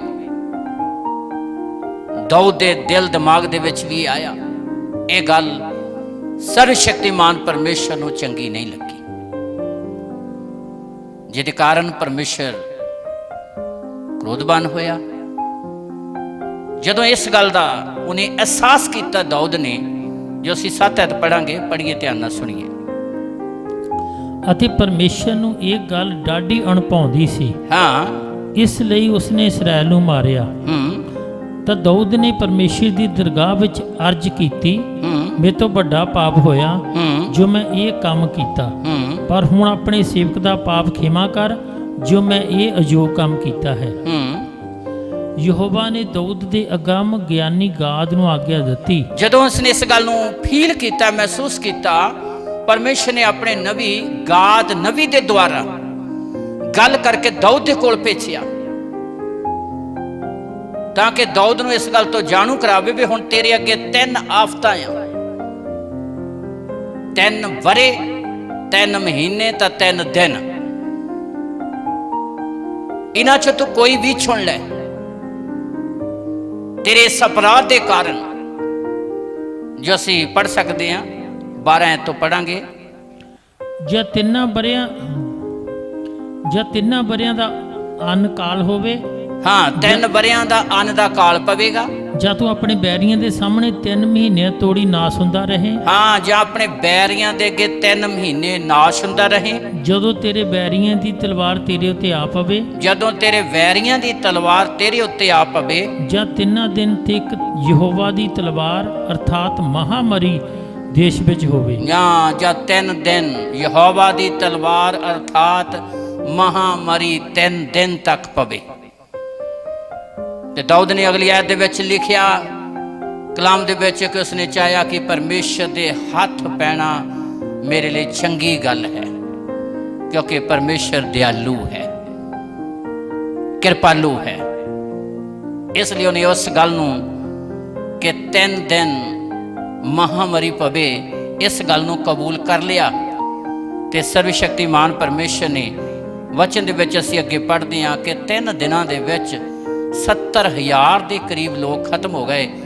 ਪਰ ਜਦੋਂ ਪਰਮੇਸ਼ਰ ਦੇ ਦੂਤ ਨੂੰ ਇੱਕ ਤਲਵਾਰ ਖਿੱਚੀ ਯਰੂਸ਼ਲਮ ਵੱਲ ਦੇਖਿਆ ਦਾਊਦ ਨੇ, ਤੇ ਉਹ ਖੁਦਾ ਦੇ ਅੱਗੇ ਰੋਇਆ, ਪਛਤਾਪ ਕੀਤਾ ਤੇ ਖੁਦਾ ਦੇ ਅੱਗੇ ਬੇਨਤੀ ਪ੍ਰਾਰਥਨਾ ਕੀਤੀ ਕਿ ਪਰਮੇਸ਼ਰ ਅਪਰਾਧ ਤਾਂ ਮੇਰਾ ਹੈ, ਇਹਨਾਂ ਭੇਡਾਂ ਦਾ, ਇਹ ਪਰਜਾ ਦਾ ਕੋਈ ਕਸੂਰ ਨਹੀਂ। ਜੋ ਅਸੀਂ 16 ਤੋਂ ਪੜ੍ਹਦੇ ਹਾਂ, ਪੜ੍ਹੀਏ ਧਿਆਨ ਨਾਲ ਸੁਣੀਏ। ਤਾਂ ਦਾਊਦ ਨੇ ਆਪਣੀਆਂ ਅੱਖਾਂ ਤਾਂ ਕਰਕੇ ਕੀ ਡਿਠਾ, ਕੀ ਡਿਠਾ, ਜੋ ਯਹੋਵਾ ਦਾ ਦੂਤ ਆਕਾਸ਼ ਤੇ ਧਰਤੀ ਦੇ ਵਿਚਕਾਰ ਖਲੋਤਾ ਹੋਇਆ ਹੈ। ਪਰਮੇਸ਼ਰ ਦਾ ਦੂਤ ਆਕਾਸ਼ ਤੇ ਧਰਤੀ ਦੇ ਵਿਚਕਾਰ ਖਲੋਤਾ ਸੀ। ਸਿਰਫ ਇਹ ਆਫਤ ਮਹਾਮਰੀ ਆਉਣ ਦਾ ਕਾਰਨ ਦਾਊਦ ਦੇ ਮਨ 'ਚ ਵੀ ਇੱਕ ਘਮੰਡ ਆਇਆ ਕਿ ਮੈਂ ਦੇਖਾਂ ਕਿ ਕਿੱਥੋਂ ਤੱਕ ਮੇਰਾ ਰਾਜ ਫੈਲ ਗਿਆ, ਕਿੱਥੋਂ ਤੱਕ ਮੇਰਾ ਰਾਜ ਹੈ। ਉਹ ਭੁੱਲ ਗਿਆ ਕਿ ਰਾਜ ਸਰਵ ਸ਼ਕਤੀਮਾਨ ਪਰਮੇਸ਼ਰ ਦਾ ਹੈ। ਅੱਜ ਵੀ ਇਨਸਾਨ ਸਿਰਜਣਹਾਰੇ ਦੀ ਕਿਰਪਾ ਨੂੰ ਭੁੱਲ ਚੁੱਕਾ ਹੈ, ਇਸ ਲਈ ਸੋਚਦਾ ਹੈ ਕਿ ਮੈਂ ਹੀ ਮੈਂ ਹਾਂ। ਇਸ ਲਈ ਹਰ ਇੱਕ ਇਨਸਾਨ ਦੇ ਅੰਦਰ ਇਹੀ ਸੋਚ ਹੈ, ਮੇਰਾ ਰਾਜ, ਮੇਰਾ ਦਬਦਬਾ, ਮੇਰੀ ਹੀ ਗੱਲ ਚੱਲੇ, ਜਿਹਦੇ ਕਾਰਨ ਸਮੱਸਿਆ ਤੇ ਹਾਲਾਤ ਤੇ ਸਥਿਤੀਆਂ ਆਉਂਦੀਆਂ ਨੇ। ਅੱਜ ਅਸੀਂ ਪੂਰੇ ਵਰਲਡ ਵੱਲ ਨਿਗਾਹ ਮਾਰ ਕੇ ਦੇਖੀਏ, ਸਾਰਾ ਸੰਸਾਰ ਨਾਸ਼ ਹੋ ਰਿਹਾ, ਤਬਾਹੀ ਵੱਲ ਜਾ ਰਿਹਾ, ਕਿਉਂਕਿ ਸਰਵ ਸ਼ਕਤੀਮਾਨ ਪਰਮੇਸ਼ਰ ਇਨਸਾਨ ਨੂੰ ਆਪਣੀ ਅਧੀਨਗੀ 'ਚ ਲੈ ਕੇ ਆਉਣਾ ਚਾਹੁੰਦਾ ਹੈ। ਉਹ ਜਦੋਂ ਦਾਊਦ ਅਧੀਨਗੀ ਦੇ ਵਿੱਚ ਆਇਆ, ਪਛਤਾਪ ਕੀਤਾ, ਤੇ ਉਹ ਮਹਾਮਾਰੀ ਰੁਕ ਗਈ। ਪੜ੍ਹੀਏ 16 ਤਾਂ ਦਾਊਦ ਨੇ ਆਪਣੀਆਂ ਅੱਖਾਂ ਤਾਂ ਕਰਕੇ ਕੀ ਡਿੱਠਾ, ਤਾਂ ਦਾਊਦ ਨੇ ਆਪਣੀਆਂ ਅੱਖਾਂ ਤਾਂ ਕਰਕੇ ਕੀ ਡਿੱਠਾ, ਜੋ ਯਹੋਵਾ ਦਾ ਦੂਤ ਆਕਾਸ਼ ਅਤੇ ਧਰਤੀ ਦੇ ਵਿਚਕਾਰ ਖਲੋਤਾ ਹੋਇਆ ਹੈ, ਹਾਂ, ਪਰਮੇਸ਼ਰ ਦਾ ਦੂਤ ਆਕਾਸ਼ ਤੇ ਧਰਤੀ ਦੇ ਵਿਚਕਾਰ ਖਲੋਤਾ ਹੋਇਆ ਹੈ, ਅਤੇ ਉਸ ਦੇ ਹੱਥ ਵਿੱਚ ਨੰਗੀ ਤਲਵਾਰ, ਉਸ ਦੇ ਹੱਥ ਵਿੱਚ ਨੰਗੀ ਤਲਵਾਰ ਯਰੂਸ਼ਲਮ ਦੀ ਵੱਲ ਧੂਈ ਹੋਈ ਹੈ। ਯਰੂਸ਼ਲਮ ਦੀ ਵੱਲ ਧੂਈ ਹੋਈ ਹੈ। ਤਾਂ ਦਾਊਦ ਅਤੇ ਬਜ਼ੁਰਗ ਤੱਪੜ ਪਹਿਨੇ ਹੋਏ, ਤਾਂ ਦਾਊਦ ਤੇ ਬਜ਼ੁਰਗ ਤੱਪੜ ਪਹਿਨੇ ਹੋਏ। ਮੂੰਹ ਦੇ ਭਾਰ ਡਿੱਗ ਪਏ। ਲਓ ਜੀ, ਆਹ ਗੱਲ ਸਮਝਣ ਵਾਲੀ ਹੈ। ਤੱਪੜ ਪਹਿਨੇ ਹੋਏ ਪਰਮੇਸ਼ਰ ਦੇ ਅੱਗੇ ਡਿੱਗ ਪਏ। ਜਦੋਂ ਘਮੰਡ ਆਇਆ, ਸੋਚ ਇਦਾਂ ਦੀ ਆਈ, ਰਾਜ ਮੇਰਾ ਹੈ, ਉਦੋਂ ਇਹ ਮਹਾਮਾਰੀ ਆਫਤ ਸ਼ੁਰੂ ਹੋਈ ਘਮੰਡ ਦੇ ਕਾਰਨ। ਪਰਮੇਸ਼ਰ ਇਨਸਾਨ ਨੂੰ ਇੱਕੋ ਹੀ ਗੱਲ ਸਿਖਾਉਣੀ ਚਾਹੁੰਦਾ ਕਿ ਰਾਜ ਮੇਰਾ ਹੈ, ਤੇ ਇਨਸਾਨ ਲਈ ਜ਼ਰੂਰੀ ਆ ਕਿ ਉਹਦੀ ਅਧੀਨਗੀ ਚਾਵੇ। ਚਾਹੇ ਕੋਈ ਵੀ ਹੈ, ਚਾਹੇ ਕੋਈ ਲੀਡਰ ਹੈ, ਚਾਹੇ ਕੋਈ ਪ੍ਰਧਾਨ ਮੰਤਰੀ ਹੈ, ਚਾਹੇ ਕੋਈ ਕਿੱਡੇ ਵੀ ਅਹੁਦੇ ਦੇ ਉੱਤੇ ਹੈ, ਹਰ ਇੱਕ ਲਈ ਜ਼ਰੂਰੀ ਆ ਕਿ ਖੁਦਾ ਦੀ ਅਧੀਨਗੀ ਚਾਹੀਏ, ਤਾਂ ਕਿ ਪਰਮੇਸ਼ਰ ਆਪਣੇ ਰਹਿਮ ਨੂੰ ਪ੍ਰਗਟ ਕਰੇ। ਦਾਊਦ ਪਾਤਸ਼ਾਹ ਸੀ, ਰਾਜਾ ਨਬੂਕਦਨਰ ਪਾਤਸ਼ਾਹ ਸੀ। ਪਰਮੇਸ਼ਰ ਨੇ ਇਹ ਗੱਲਾਂ ਸਿਖਾਉਣ ਦੇ ਲਈ ਕਿ ਰਾਜ ਮੇਰਾ ਹੈ, ਸੰਸਾਰ ਮੇਰਾ ਹੈ। ਕਿ ਅਸੀਂ ਆਪਣੀ ਜ਼ਿੰਦਗੀ ਦੁਆਰਾ, ਆਪਣੇ ਜੀਵਨ ਦੇ ਦੁਆਰਾ ਉਹਦੀ ਮਹਿਮਾ ਕਰੀਏ। ਇਸੇ ਲਈ ਜਦੋਂ ਦਾਊਦ ਤੇ ਉਹਦੇ ਬਜ਼ੁਰਗਾਂ ਨੇ ਤੱਪੜ ਪਾ ਕੇ ਪਛਤਾਪ ਕੀਤਾ, ਖੁਦਾ ਦੇ ਅੱਗੇ ਡਿੱਗ ਪਏ। ਹਾਂਜੀ, ਪੜ੍ਹੀਏ। ਔਰ ਦਾਊਦ ਨੇ ਪਰਮੇਸ਼ਰ ਅੱਗੇ ਬੇਨਤੀ ਕਰਕੇ ਆਖਿਆ, ਦਾਊਦ ਨੇ ਪਰਮੇਸ਼ਰ ਅੱਗੇ ਬੇਨਤੀ ਕਰਕੇ ਆਖਿਆ ਕਿ ਮੈਂ ਹੀ ਇਹ ਆਗਿਆ ਨਹੀਂ ਸੀ ਦਿੱਤੀ, ਕਿ ਮੈਂ ਹੀ ਇਹ ਆਗਿਆ ਨਹੀਂ ਸੀ ਦਿੱਤੀ ਜੋ ਲੋਕਾਂ ਦੀ ਗਿਣਤੀ ਕੀਤੀ ਜੋ ਜਾਵੇ। ਲੋਕਾਂ ਦੀ ਗਿਣਤੀ ਕੀਤੀ ਜਾਵੇ। ਪਾਪ ਤਾਂ ਮੈਂ ਕੀਤਾ ਹੈ, ਪਾਪ ਤਾਂ ਮੈਂ ਕੀਤਾ ਹੈ, ਔਰ ਸੱਚਮੁੱਚ ਦੋਸ਼ ਮੇਰਾ ਹੈ। ਸੱਚਮੁੱਚ ਹੀ ਦੋਸ਼ ਮੇਰਾ ਹੈ। ਪਰ ਇਹਨਾਂ ਭੇਡਾਂ ਨੇ ਕੀ ਅਪਰਾਧ ਕੀਤਾ ਹੈ? ਇਹ ਪਰਜਾ ਤੇ ਇਹਨਾਂ ਭੇਡਾਂ ਨੇ ਕੀ ਅਪਰਾਧ ਕੀਤਾ ਹੈ? ਹੇ ਯਹੋਵਾ ਮੇਰੇ ਪਰਮੇਸ਼ਰ, ਹੇ ਯਹੋਵਾ ਮੇਰੇ ਪਰਮੇਸ਼ਰ, ਤੇਰਾ ਹੱਥ ਮੇਰੇ ਅਤੇ ਮੇਰੇ ਵੱਡਿਆਂ ਦੀ ਕੁੱਲ ਉੱਤੇ ਲੰਮਾ ਹੋਵੇ। ਹਾਂ, ਤੇਰਾ ਹੱਥ ਮੇਰੇ ਤੇ ਮੇਰੇ ਵੱਡਿਆਂ ਦੀ ਕੁੱਲ ਉੱਤੇ ਲੰਬਾ ਹੋਵੇ। ਨਾ ਮੇਰੇ ਕਿ ਤੇ ਆਫਤ ਨਾ ਕਿ ਆਵੇ, ਤੇਰੇ ਲੋਕਾਂ ਉੱਤੇ ਜੋ ਨਾ ਕਿ ਇਹਨਾਂ ਲੋਕਾਂ ਤੇ ਜਿਨ੍ਹਾਂ ਦਾ ਕੋਈ ਅਪਰਾਧ ਨਹੀਂ। ਹਾਂ, ਉਹ ਬਬਾ ਵਿੱਚ ਫਸ ਜਾਣ। ਹਾਂ, ਤਾਂ ਯਹੋਵਾ ਹਾਂਜੀ, ਤਾਂ ਯਹੋਵਾ ਦੇ ਦੂਤ ਨੇ ਗਾਦ ਨੂੰ ਆਗਿਆ ਦਿੱਤੀ, ਤਦ ਪਰਮੇਸ਼ਰ ਦੇ ਦੂਤ ਨੇ ਗਾਦ ਨੂੰ ਆਗਿਆ ਦਿੱਤੀ। ਬਈ ਦਾਊਦ ਨੂੰ ਆਖੋ ਜੇ ਦਾਊਦ ਤਾਹਾਂ ਚੜ ਜਾਏ। ਬਸ, ਹਾਲੇਲੂਇਆ। ਦਾਊਦ ਨੂੰ ਆਖੋ ਕਿ ਉਹ ਤਾਹਾਂ ਚੜੇ ਔਰ ਪਰਮੇਸ਼ਰ ਦੇ ਅੱਗੇ ਭੇਟ ਚੜਾਵੇ, ਤੇ ਖੁਦਾ ਆਪਣੀ ਰਹਿਮਤ, ਆਪਣੀ ਕਿਰਪਾ ਬਹਾਲ ਕਰੇ। ਸੋ ਦਾਊਦ ਨੇ ਜਿਹੜੀ ਸਥਾਨ ਦੱਸਿਆ, ਜਦੋਂ ਖੁਦਾ ਦੇ ਅੱਗੇ ਭੇਟ ਚੜਾਈ, ਪਛਤਾਪ ਕੀਤਾ, ਤੇ ਸਰਵ ਸ਼ਕਤੀਮਾਨ ਪਰਮੇਸ਼ਰ ਨੇ ਉਸ ਮਹਾਮਾਰੀ ਨੂੰ ਰੋਕ ਦਿੱਤਾ, ਤੇ ਖੁਦਾ ਨੇ ਆਪਣੀ ਕਿਰਪਾ ਬਹਾਲ ਕੀਤੀ। ਮਹਾਮਾਰੀ ਸ਼ੁਰੂ ਕਦੋਂ ਹੋਈ? ਜਦੋਂ ਘਮੰਡ ਆਇਆ। ਤੇ ਮਹਾਮਾਰੀ ਖਤਮ ਕਦੋਂ ਹੋਈ? ਜਦੋਂ ਅਧੀਨਗੀ ਆਈ। ਇਹਦੀ 27 ਆਇਤ ਪੜ੍ਹੀਏ ਤੇ ਧਿਆਨ ਦੇ ਨਾਲ ਸੁਣੀਏ। ਔਰ ਯਹੋਵਾ ਨੇ ਉਸ ਦੂਤ ਨੂੰ ਆਗਿਆ ਦਿੱਤੀ, ਪਰਮੇਸ਼ਰ ਨੇ ਫਿਰ ਉਸ ਦੂਤ ਨੂੰ ਆਗਿਆ ਦਿੱਤੀ। ਤਦ ਉਸ ਨੇ ਆਪਣੀ ਤਲਵਾਰ ਫਿਰ ਮਿਆਨ ਵਿੱਚ ਕੀਤੀ। ਹਾਂ, ਪਰਮੇਸ਼ਰ ਨੇ ਉਸ ਦੂਤ ਨੂੰ ਆਗਿਆ ਦਿੱਤੀ, ਜਿਹੜੀ ਤਲਵਾਰ ਧੋਈ ਗਈ ਸੀ, ਕੱਢੀ ਗਈ ਸੀ ਖਤਮ ਕਰਨ ਦੇ ਲਈ, ਉਸ ਤਲਵਾਰ ਨੂੰ ਫਿਰ ਮਿਆਨ 'ਚ ਕਰ ਲਿਆ ਗਿਆ। ਭਾਵ ਮਹਾਮਾਰੀ ਖਤਮ ਹੋ ਗਈ। ਮਹਾਮਾਰੀ ਆਈ ਕਦੋਂ? ਜਦੋਂ ਘਮੰਡ ਆਇਆ। ਤੇ ਮਹਾਮਾਰੀ ਖਤਮ ਕਦੋਂ ਹੋਈ? ਜਦੋਂ ਅਧੀਨਗੀ ਆਈ। ਪ੍ਰੇਮੀਓ, ਨੀਨਵਾ ਦੇ ਲੋਕਾਂ 'ਚ ਜਦੋਂ ਅਧੀਨਗੀ ਆ ਗਈ ਤੇ ਖੁਦਾ ਨੇ ਉਹਨਾਂ ਨੂੰ ਨਾਸ਼ ਨਹੀਂ ਕੀਤਾ। ਇਸ ਲਈ ਕਹੋਤਾਂ ਦੀ ਪੁਸਤਕ 18 ਦੇ ਆਈ, ਉਹਦੀ 12 ਤੋਂ ਪੜ੍ਹੀਏ। ਉਸ ਤੋਂ ਬਾਅਦ ਅਸੀਂ ਸਮਾਪਤੀ ਵੱਲ ਜਾਵਾਂਗੇ। ਧਿਆਨ ਦੇ ਨਾਲ ਸੁਣੀਏ, ਆਪਣੇ ਆਪ ਨੂੰ ਪਰਮੇਸ਼ਰ ਦੇ ਹੱਥ ਦੇਈਏ। ਮਹਾਮਾਰੀ ਆਉਂਦੀ ਕਦੋਂ ਹੈ ਤੇ ਮਹਾਮਾਰੀ ਖਤਮ ਕਦੋਂ ਹੁੰਦੀ ਹੈ? ਸਾਡੀਆਂ ਲਾਪਰਵਾਹੀਆਂ ਦੇ ਕਾਰਨ, ਸਾਡੇ ਘਮੰਡ ਦੇ ਕਾਰਨ। ਪਰ ਜਦੋਂ ਜਾਂਦੀ ਹੈ ਉਦੋਂ ਅਧੀਨਗੀ ਆਉਂਦੀ ਹੈ। ਜਦੋਂ ਅਧੀਨਗੀ ਆ ਜਾਂਦੀ ਹੈ ਤੇ ਮਹਾਮਾਰੀ ਖਤਮ ਹੋ ਜਾਂਦੀ ਹੈ। ਜਦੋਂ ਹੀ ਸਮਰਪਣ ਕਰਦੇ ਹਾਂ, ਆਪਣੇ ਆਪ ਨੂੰ ਖੁਦਾ ਦੇ ਹੱਥ ਦਿੰਦੇ ਹਾਂ, ਤੇ ਸਰਵ ਸ਼ਕਤੀਮਾਨ ਪਰਮੇਸ਼ਰ ਆਪਣਾ ਰਹਿਮ ਪ੍ਰਗਟ ਕਰਦਾ ਹੈ। ਸੇਮ ਉਸੇ ਤਰ੍ਹਾਂ ਜਿਵੇਂ ਦਾਊਦ ਦੇ ਉੱਤੇ ਤੇ ਪਰਜਾ ਦੇ ਉੱਤੇ ਖੁਦਾ ਨੇ ਆਪਣਾ ਰਹਿਮ ਪ੍ਰਗਟ ਕੀਤਾ। ਪੜ੍ਹੀਏ ਧਿਆਨ ਦੇ ਨਾਲ ਸੁਣੀਏ। ਨਾਸ ਹੋਣ ਤੋਂ ਕਹਾਵਤਾਂ ਦੀ ਪੁਸਤਕ 18 ਦੇ ਆਏ ਉਹਦੀ 12 ਤੱਕ। ਨਾਸ ਹੋਣ ਤੋਂ ਪਹਿਲਾਂ ਮਨੁੱਖ ਦਾ ਮਨ ਹੰਕਾਰੀ ਹੁੰਦਾ ਹੈ, ਨਾਸ਼ ਹੋਣ ਤੋਂ ਪਹਿਲਾਂ ਮਨੁੱਖ ਦਾ ਮਨ ਹੰਕਾਰੀ ਹੁੰਦਾ ਆ, ਪਰ ਆਦਰ ਤੋਂ ਪਹਿਲਾਂ ਅਧੀਨਗੀ ਹੁੰਦੀ ਹੈ। ਆਦਰ ਤੋਂ ਪਹਿਲਾਂ ਅਧੀਨਗੀ ਹੁੰਦੀ ਹੈ। ਜਦੋਂ ਅਧੀਨਗੀ ਆਉਂਦੀ ਆ ਉਦੋਂ ਖੁਦਾ ਦਾ ਫਜ਼ਲ ਹੁੰਦਾ ਆ। ਜਦੋਂ ਘਮੰਡ ਆਉਂਦਾ ਆ ਉਦੋਂ ਖੁਦਾ ਦਾ ਕ੍ਰੋਧ ਭੜਕਦਾ ਹੈ। ਦਾਊਦ ਦੇ ਮਨ 'ਚ ਵੀ ਇਹ ਆਇਆ ਕਿ ਮੈਂ ਗਿਣਤੀ ਕਰਾਂ, ਮੈਂ ਦੇਖਾਂ ਕਿੱਥੋਂ ਤੱਕ ਮੇਰਾ ਰਾਜ ਚਲਾ ਗਿਆ, ਕਿੱਥੋਂ ਤੱਕ ਮੇਰੀ ਬੱਲੇ ਬੱਲੇ ਹੋ ਗਈ। ਸਰਵਸ਼ਕਤੀਮਾਨ ਪਰਮੇਸ਼ਰ ਹਰ ਇੱਕ ਆਮ ਇਨਸਾਨ ਨੂੰ, ਖਾਸ ਨੂੰ, ਰਾਜਨੀਤਿਕ ਨੂੰ, ਲੀਡਰ ਨੂੰ, ਹਰ ਇੱਕ ਨੂੰ ਖੁਦਾ ਸਿਖਾਉਣਾ ਚਾਹੁੰਦਾ। ਰੂਹਾਨੀ ਤੌਰ 'ਤੇ ਵੀ ਜਿਹੜਾ ਪ੍ਰਚਾਰ ਕਰਦੇ ਨੇ, ਪ੍ਰਚਾਰਕਾਂ ਨੂੰ ਵੀ ਖੁਦਾ ਸਿਖਾਉਣਾ ਚਾਹੁੰਦਾ ਹੈ ਕਿ ਅਸੀਂ ਉਹਦੀ ਅਧੀਨਗੀ ਦੇ ਵਿੱਚ ਆਈਏ, ਕਿਉਂਕਿ ਜਦੋਂ ਅਸੀਂ ਉਹਦੀ ਅਧੀਨਗੀ ਚਾਹੁੰਦੇ ਹਾਂ ਤਾਂ ਉਹ ਆਪਣੇ ਰਹਿਮ ਨੂੰ ਪ੍ਰਗਟ ਕਰਦਾ ਹੈ। ਸਾਰੀਆਂ ਗੱਲਾਂ 'ਚ ਰਾਜ ਉਹਦਾ ਆ, ਕਿਰਪਾ ਉਹਦੀ ਆ, ਪਾਤਸ਼ਾਹੀ ਉਹਦੀ ਆ, ਜੁੱਗੋ ਜੁੱਗ ਦੀ ਕਲੀਸਿਆ ਉਹਦੀ ਆ, ਲੋਕ ਉਹਦੇ ਆ, ਸਭ ਕੁਛ ਉਹਦਾ ਹੈ। ਇਸ ਲਈ ਉਹਨੇ ਸਾਨੂੰ ਵੀ ਚੁਣਿਆ ਅਤੇ ਬੁਲਾਇਆ ਕਿ ਅਸੀਂ ਉਹਦੀ ਖੁਸ਼ਖਬਰੀ ਦਾ ਪ੍ਰਚਾਰ ਕਰੀਏ ਤਾਂ ਕਿ ਲੋਕ ਸਿਰਜਣਹਾਰੇ ਦੀ ਅਧੀਨਗੀ ਦੇ ਵਿੱਚ ਆਉਣ। ਅਧੀਨਾਂ ਦੇ ਲਈ ਖੁਦਾ ਦਾ ਵੱਡਾ ਫਜ਼ਲ ਹੈ, ਅਧੀਨਾਂ ਦੇ ਲਈ ਕਿਰਪਾ ਹੈ। ਫਿਰ ਪੜ੍ਹੀਏ, ਧਿਆਨ ਨਾਲ ਸੁਣੀਏ 18 ਦੀ 12 ਕਹਾਵਤਾਂ ਦੀ ਪੁਸਤਕ। ਨਾਸ ਹੋਣ ਤੋਂ ਪਹਿਲਾਂ ਮਨੁੱਖ ਦਾ ਮਨ ਹੰਕਾਰੀ ਹੁੰਦਾ, ਨਾਸ਼ ਹੋਣ ਤੋਂ ਪਹਿਲਾਂ ਮਨੁੱਖ ਦਾ ਮਨ ਹੰਕਾਰੀ ਹੁੰਦਾ ਆ, ਪਰ ਆਦਰ ਤੋਂ ਪਹਿਲਾਂ ਅਧੀਨਗੀ ਹੁੰਦੀ ਹੈ। ਆਦਰ ਤੋਂ ਪਹਿਲਾਂ ਅਧੀਨਗੀ ਹੁੰਦੀ ਆ। 75 ਜ਼ਬੂਰ ਦੀ ਸ਼ਿਆ 'ਚ ਵੀ ਲਿਖਿਆ, ਇਨਸਾਨ ਦਾ ਉੱਚੇ ਹੋਣਾ ਨਾ ਚੜ੍ਹਦੇ ਹੋ ਨਾ ਲਹਿੰਦੇ ਹੋ ਨਾ ਉਜਾੜੋਂ ਆਉਂਦਾ, ਪਰਮੇਸ਼ਰ ਹੀ ਨਿਆਈ ਹੈ। ਇੱਕ ਨੂੰ ਉੱਚਾ ਕਰਦਾ ਤੇ ਦੂਸਰੇ ਨੂੰ ਉਹ ਨੀਵਾਂ ਕਰਦਾ, ਤੇ ਉਹ ਆਪਣੀਆਂ ਰਹਿਮਤਾਂ ਬਹਾਲ ਕਰਦਾ। ਜਿਹੜੇ ਉਹਦੀ ਅਧੀਨਗੀ 'ਚ ਆ ਜਾਂਦੇ ਆ, ਖੁਦਾ ਉਹਨਾਂ ਨੂੰ ਆਫਤਾਂ ਮੁਸੀਬਤਾਂ ਤੋਂ ਬਚਾ ਕੇ ਸੰਸਾਰ ਲਈ ਬਰਕਤ ਦਾ ਕਾਰਨ ਬਣਾਉਂਦਾ। ਇਸ ਲਈ ਮੇਰੇ ਭਾਈ ਭੈਣੋ, ਪਰਮੇਸ਼ਰ ਦੇ ਵਚਨ 'ਤੇ ਅਸੀਂ ਮੰਨਣ ਕਰੀਏ, ਧਿਆਨ ਕਰੀਏ, ਸਮਰਪਣ ਕਰੀਏ, ਆਪਣੇ ਆਪ ਨੂੰ ਖੁਦਾ ਦੇ ਹੱਥ ਦੇਈਏ। ਕਿਉਂਕਿ ਕਲਾਮ 'ਚ ਅਸੀਂ ਸੁਣਿਆ ਅਤੇ ਪੜ੍ਹਿਆ ਕਿ ਉਹ ਟੁੱਟੇ ਦਿਲ ਵਾਲਿਆਂ ਦੇ ਨੇੜੇ ਤੇ ਕੁਚਲੇ ਆਤਮਾ ਨੂੰ ਬਚਾਉਂਦਾ। ਜਦੋਂ ਦਾਊਦ ਟੁੱਟ ਗਿਆ ਤੇ ਖੁਦਾ ਨੇ ਆਪਣਾ ਕ੍ਰੋਧ ਉਸ ਤੋਂ ਹਟਾ ਲਿਆ, ਪਰਚਾ ਤੋਂ ਕ੍ਰੋਧ ਹਟਾ ਲਿਆ। ਜਦੋਂ ਨੀਨਵਾ ਦੇ ਲੋਕ ਟੁੱਟੇ ਤੇ ਖੁਦਾ ਨੇ ਆਪਣਾ ਕ੍ਰੋਧ ਹਟਾ ਲਿਆ। ਜਦੋਂ ਅਸੀਂ ਹੰਨਾ ਦੇ ਬਾਰੇ ਪੜ੍ਹਦੇ ਹਾਂ ਕਿ ਜਦੋਂ ਦਿਲ ਤੋਂ ਉਹਨੇ ਆਪਣੇ ਆਪ ਨੂੰ ਖੁਦਾ ਦੇ ਹੱਥ ਦਿੱਤਾ ਤੇ ਪਰਮੇਸ਼ਰ ਨੇ ਆਪਣੀ ਰਹਿਮਤ ਹੰਨਾ ਨੂੰ ਵੀ ਪ੍ਰਦਾਨ ਕੀਤੀ, ਬਖਸ਼ਿਸ਼ ਦਿੱਤੀ। ਖੁਦਾ ਨੂੰ ਸਾਰੀ ਸੰਸਾਰ ਦੇ ਲਈ ਉਸ ਨੂੰ ਵੀ ਬਰਕਤ ਦਾ ਕਾਰਨ ਬਣਾਇਆ।